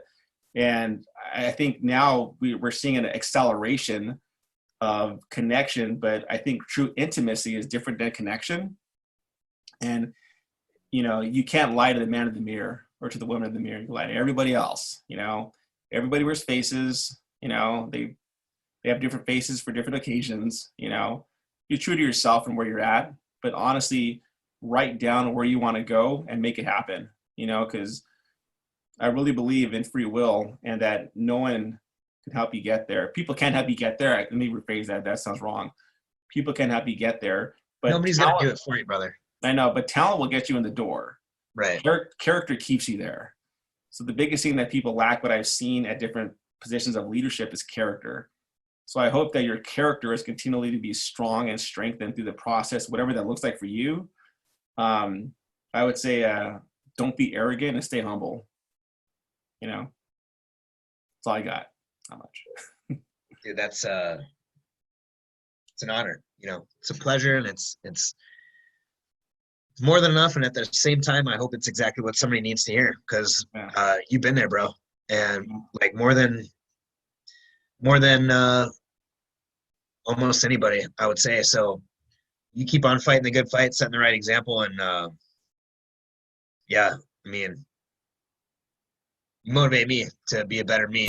When I was Sergeant Atkinson and you were Sergeant Pina, it was the same story. And now that it's Will and Danny, you know, that part hasn't changed. And I know we haven't spoken in way too long, but consider that problem solved. Well, I just thank God that some girl found the nerve to stick with me over these years. Yeah. So Daniela, when you do listen to this, my name's Will, and thank you very much. Apparently, you're a big deal to somebody. So. Yeah. Karen, I'm curious about some of your experiences also, you know, like what you did, where you're at. Maybe there may be some interlapping, or, you know. So you mentioned Najaf, and you mentioned Gary Owen. Yeah. So I was at Fob Talil. No, not Talil. I'm gonna forget the name. Fob Duke. Outside of Najaf. Yeah. Yep. That's the same freaking place. That's where we staged at. Yeah. That's exactly. That is crazy. Yeah. So that was. I was. Yeah. Go ahead. No. Go ahead. I was there 2005, 2006. I think December to December. Yeah. Or no, wait. We were there. Oh God. We spent probably like 5 or 6 months there. Yeah. So I'm just like hearing you talking about a job, and I'm like, what the hell? Like, because when we got there, like what we were doing, we were working with IP stations and stuff. Yep. So I'm just like, I'm trying to think like what time period you were there, and then when I was there, like how that interlaces. But I love about it, because like the brilliance of it is that a lot of the overlapping has to do with the strategy of what America was doing in Iraq and Afghanistan at the time, right? So IP stations were more of a prominent aspect, because we realized that we can't keep staying on these bases and not have a presence in the city. It was literally killing us. It was killing us. So we had to support the local government, because we wanted them to govern themselves, you know, and at the same time we started to maintain presence in those cities. So it's interesting how it's not interesting how these things, the way that the strategy happened, how they started to slowly formulate themselves from bigger battles to centralized, decentralized, you know, it starts to come together. You know, that's a fantastic set of points there. I'd just like to add, before Karen responds, that a lot of people don't understand that it's not a democratic society. It wasn't ever. It's not even had a sniff of that before we came there, and they had their first. Iraqis had the first nationwide democratic elections in their history since the times of Sumer and Babylon and Nineveh and on January 30th, 2005. And that's just not how it works. It's a tribal society, family-based from biblical times, probably, you know, perhaps before. Yeah. So the fact that we adapted our strategy eventually over time to conform to something that would be successful in that cultural landscape is something that, like, you know, that takes a pretty sophisticated understanding, I think, of the conflict. Yeah. Karen, I know I just totally ruined, you know, the flow between you and Danny, but come back and respond now. I'm just trying to quell my diva of a dog. So no, but you know, it was one of my Karen, you got some guns, dude. Oh, thanks. Yeah, that's the other thing I was hoping we'd get around to, is like, Karen's buff as hell. She likes to lift Karen heavy looks things crazy athletic. Like, Karen makes me feel really bad about myself right now. Yeah, I'm an avid CrossFitter. So you said you were cultish with CrossFit before, so I was like, all right, kudos. I love. So let me ask you this: what is your favorite move in CrossFit? Oh my God, that's a question. Mine's Jesus. squats. No, those are. I'm not bad at those. I like them because they're hard. It's mobility. Everything. I feel like I really excel at the grunt work. So like the stuff where you're just like doing the, like box jumps, and now you got to pick this bag up and put it down and throw some cleans in there. Like that's what I'm pretty good at. I think my favorite move. I mean, I like cleans. Like I feel like that because it's not as technical as a snatch. So I could do a lot better, and then you can haul around some heavy weight. So I'd say that. Good. But okay, so in the Jaff, one of my like first memories there was, God, I can't remember the names. We would take this route to the IP station, and you would leave base and go through the desert for a little bit, and then you would just go into this. It was the IP station at the entrance of the city, right? Oh, I'm trying to think which one it was. We went to the same. No, I don't think we were at the entrance. We were in the city more. Mm-hmm. It was a little shithole, but we went into like this huge is the right term a valley, but it would just open up, and there was one road that went down the middle, and there was water on both sides. Like it was like a huge cliff. Did you ever go by that? Or down in there? I remember the like the visualness of it. I couldn't tell you the name. Like I have so many names in my head routes. No.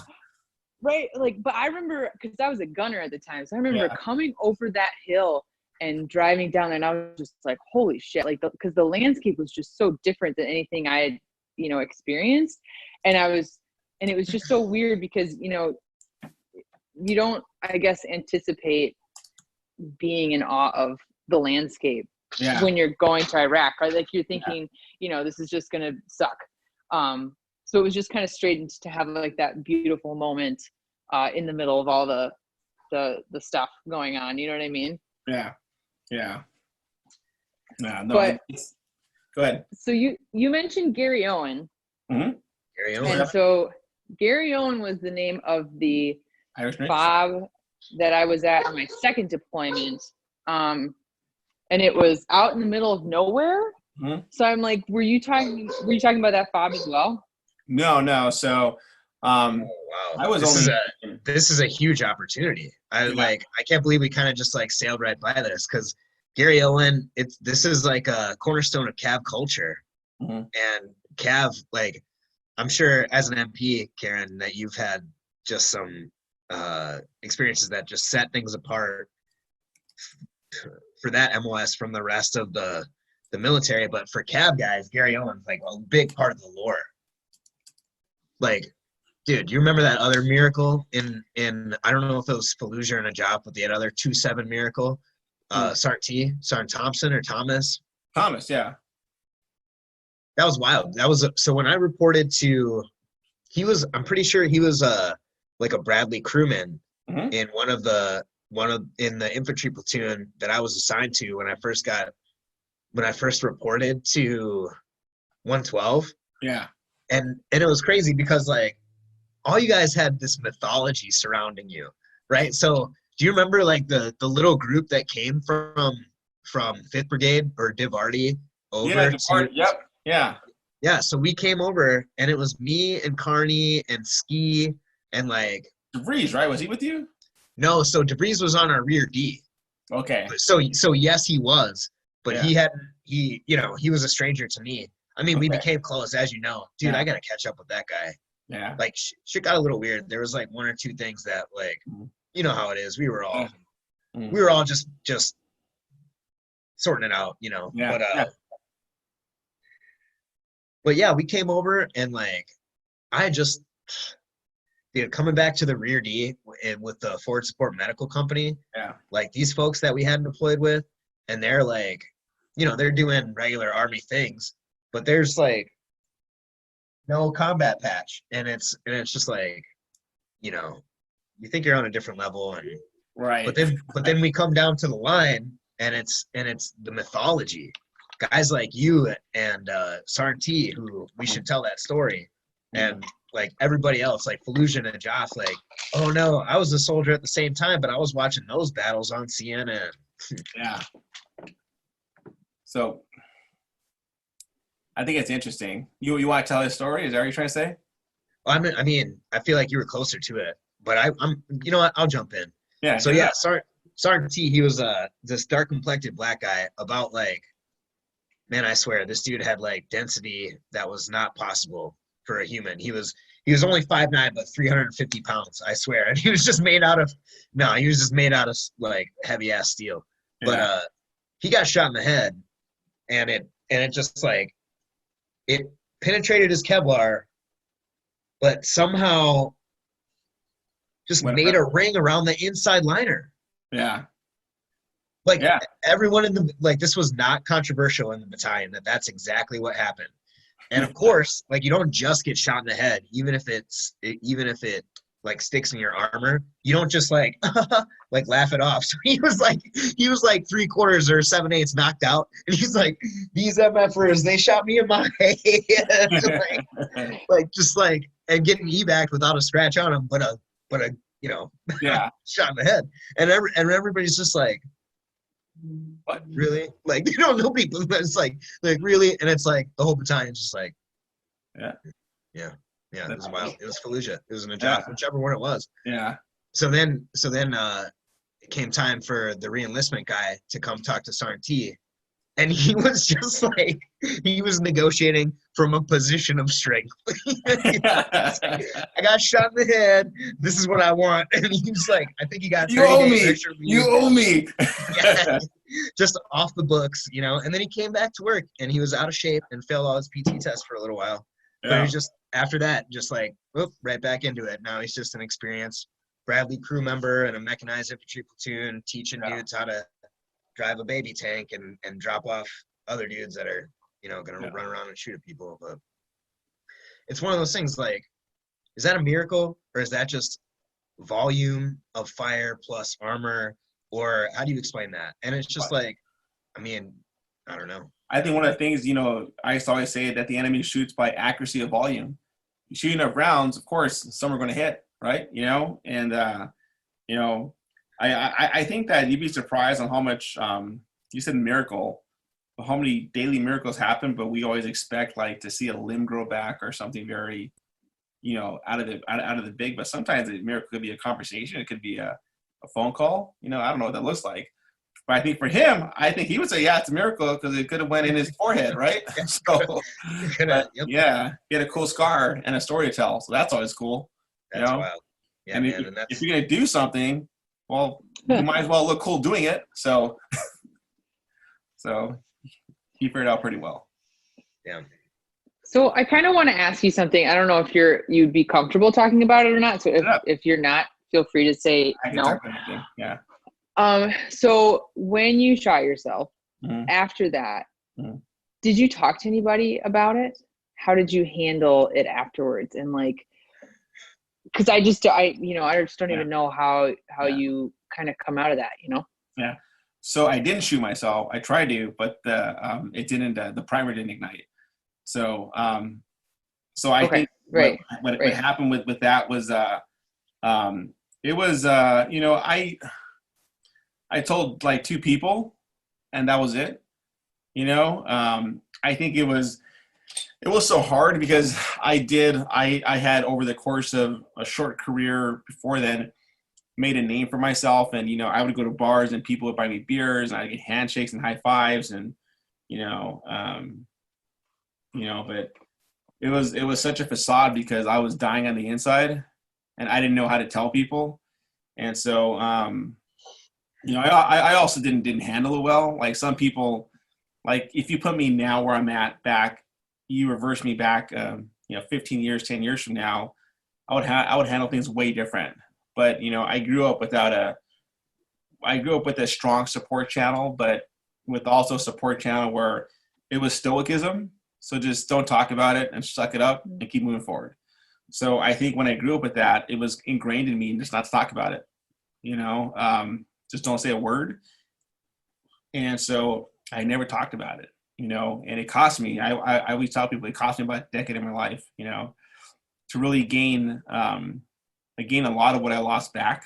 Some of it's self-dignity, some of it's self-worth.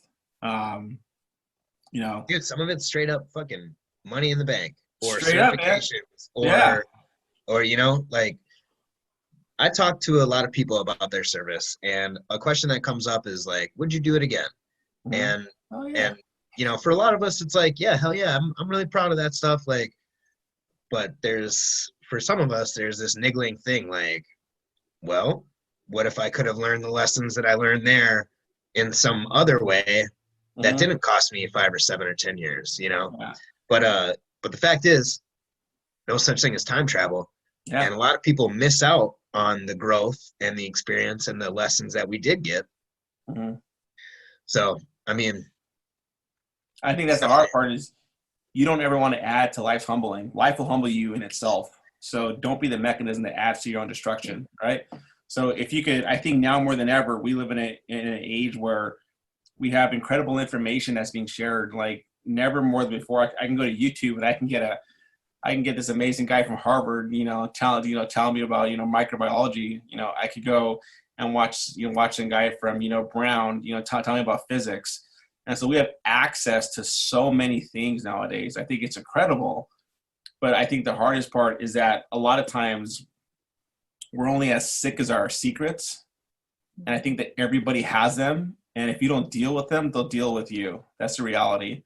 And, we live in a time where, like, I'm glad that the mental health is like, hey, like, get it, And so, but back in my reality then, that wasn't the thing. It was like, hey, we're in the middle of war. You're in charge of a lot. If you do that, it'll kind of count you as a weak leader. So don't do that. And so we just never, I never did. Some people did. I just never did. talking to folks, you mean? Just Huh? like engaging Yeah. with services and talking about stuff. Yeah. Well, dude, I never this did. is what I'm hearing when you're telling me about, and you were a fucking rock star to me too, bro.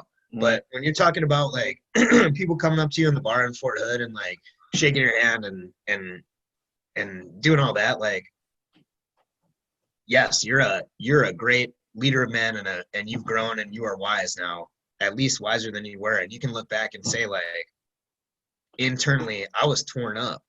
But for the people that were coming up and doing that and shaking your hand and telling you like, hey, you are the greatest, that was their reality. And they haven't had that like that readjustment yet. They haven't faced those sort of universal challenges, those humbling experiences, you know what I mean? And I think that's why it's so key to. That's half the reason why I do what I do now, man, is I think what war does is, I think Hemingway said it better than I will, but it makes you realize the fragility of life. And really, if I think I'm any type of good leader, I want to be able for my children to say that, I serve the God of my father. So I have to not embed in them information, but really be like, hey, this is the morality and ethic code that I follow. And when you get older, you can make your own decisions, son. I'm not going to force it upon you, but here's what I think honor looks like. And so I'm really big about teaching Lincoln what honor looks like. Because I think in a world of let's get ahead, let's backstab you, let's negotiate behind your back, it's hard to find honor, And so I try to place it in him at a young age. Look, I'm not saying he gets it right now. I doubt he does get it right now. Right. But my purpose is to reinforce that so that when he is 20, 30, 40, that he is way beyond where he should be, because my wife and I downloaded whatever the best of what we could into him, to make him a way better person. Well, you know what's super interesting to me is like, I think you kind of mentioned some things like how a lot of Army folks sort of lack that father figure or are looking for something or looking for leadership in particular. And, Yeah. Having had your perspective shifted and now being oriented towards that sort of multi-generational success, mm-hmm. I think that says volumes about how people can improve their lives and how people learn and grow. Yeah. It's never too early. It's never too late, And so we should always be students of learning. Like you should never reach a point where you've mastered everything. You should constantly be seeking and learning. And then obviously what you learn, pass on to somebody else, and I just live my life by that principle, Well, I'm proud to know you, and Proud to know I'm you too, man. super grateful that you joined us tonight. For real this time, last thoughts.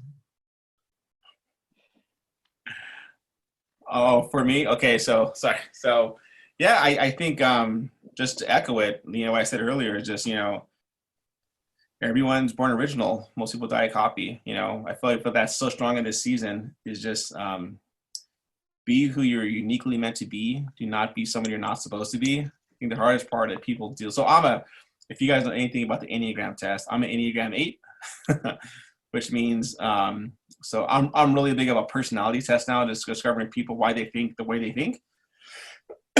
And so be true to yourself, man. I am glad that we live in a world with doctors and teachers and soldiers and garbage.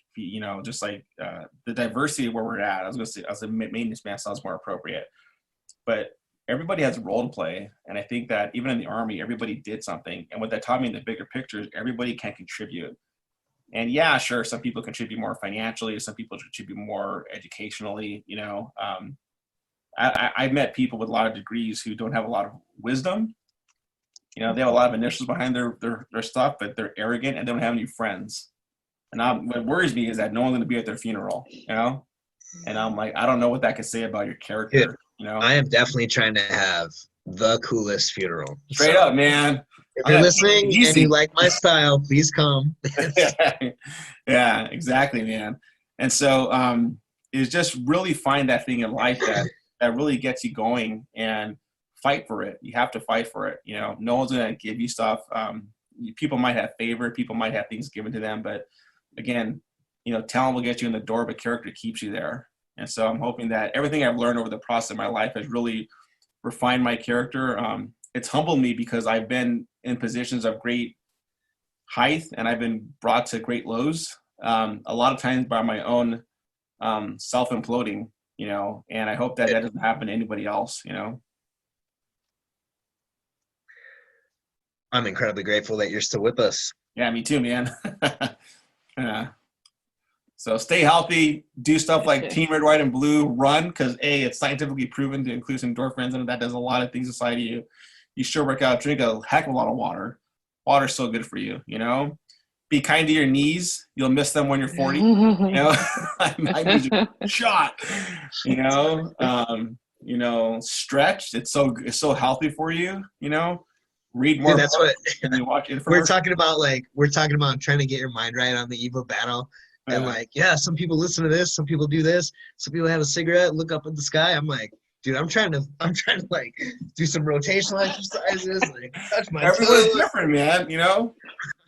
I would do a lot of push-ups too. I'd be like, I gotta pass the time. It's like I'm in prison, just like pushing it out. What do you do? Yeah, man.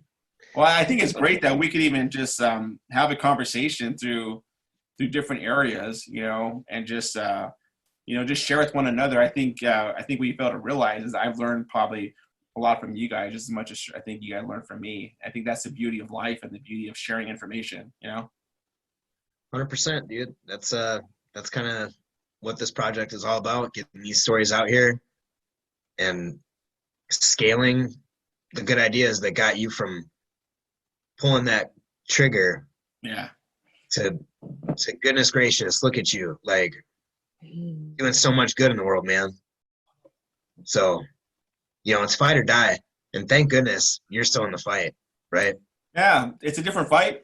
The battlefield is different, but for me, the mission's the same, So. Yeah, it was a beautiful story, man. Really appreciate getting to listen to it. Well, I appreciate this. I appreciate hearing more of you guys in the future and just now tuning into it, and just championing you guys on any way that I can, from where I'm at with my resources also, Dude, you can count on me following up personally. I'm really sort of disgusted with myself. I'll be in touch. Mm-hmm. Yeah.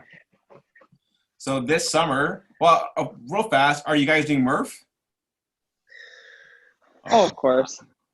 Well, I'm open Of to course. it, I guess. Like, You just say yes, Will. You're doing Murph. The gauntlet's thrown down, bro. dude, I gotta tell you, I will do the workout, right? But I won't. I'm 6 feet away. dude, no, I just have like, I'm struggling because COVID, like you said, Danny, like COVID has made a lot of people show their true colors, and way too many Verizons and Hyundais and Sprints and you know, whoever else are my bank is like, hey, this is how we're here to support you. And I'm like, no, this is how you cover your own liability and market through this. You're trying to, what are you selling me? This is gross. Like, Yeah. and I'm concerned that, you know, some of these important entities for veterans are doing the same thing. Oh yeah. You know, I'm all about like, Trust me, here my heart behind this is that there are some churches that are doing the exact same thing also, man. And so one of the dude, that's things not even like, you can't even play with that sort of thing, man. That's not even, you know what I mean? Like, one of the things that I definitely I always push to people is I don't really believe in religion, man. Meaning that I have a relationship with the creator of the universe, and relationship is part of. I bet you have a relationship with your wife, and a relationship with alcohol, and a relationship with Christianity. Yeah, it's all relationships. Yeah. So for me, it's you know, there's that yeah. But you have to make these things. They're bi-directional, and you have to make them like of service, right, to you and the other party, or they're not healthy. Or am I? Yeah, right. Or no, I definitely believe in the church as the Bible says, but I think that I've seen behind closed doors and obviously overseas people use the name of religion to do atrocities to mankind, and I don't know if I buy that, man. You know, but I would say definitely for people taking advantage of situations like COVID, and that's unfortunate, you know. But people are people, and some will be great, and some will not be great, you know. I can't speak for them, you know. What's your answer? Love them all and just hope it works out well? You know, I'm not called to judge anybody, man, you know. I think, but here's the thing, though. I think forgiveness and redemption are different. So I could forgive people, but redemption's not your, redemption's somebody else's. I could forgive people, but like I could also be, you know, as wise as a serpent, but stay as innocent as a dove in the process. You know, keep my hands clean and keep myself clean, because I'm not above it, and I, you know, always remind myself that I'm human. So my kid's knocking on the door. Oh, I was like, who's that? I'll ask them knock on the door, trying to get in the office. I try to lock it. So yeah. That's the end of my night here. I gotta go. I promise them I tuck them in, you know. Well, hey, that's that's fatherhood, bro. And like I think I've said it a time or two, but incredibly grateful for your time and perspective here. Really wonderful to see your children come in the room and know that you have a beautiful family that you're tending to, and you know, this is really powerful for me, man. I appreciate it. Well, of course, man. I'm glad that's powerful for you, man. I'm seriously like, we have to get together. You're not that far from me. You're what, a 12-hour drive?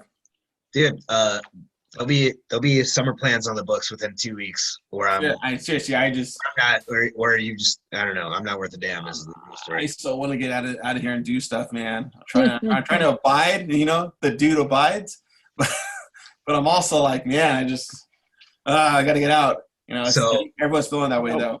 Yeah, Wisconsin just extended their emergency declaration till July 15th, but not any emergency orders. Like, it's supposed to take effect, and we'll find out the details when the current one lapsed. But yeah, we're in it, bro. This is the new normal, and it's going to be new for, you know, a couple more months.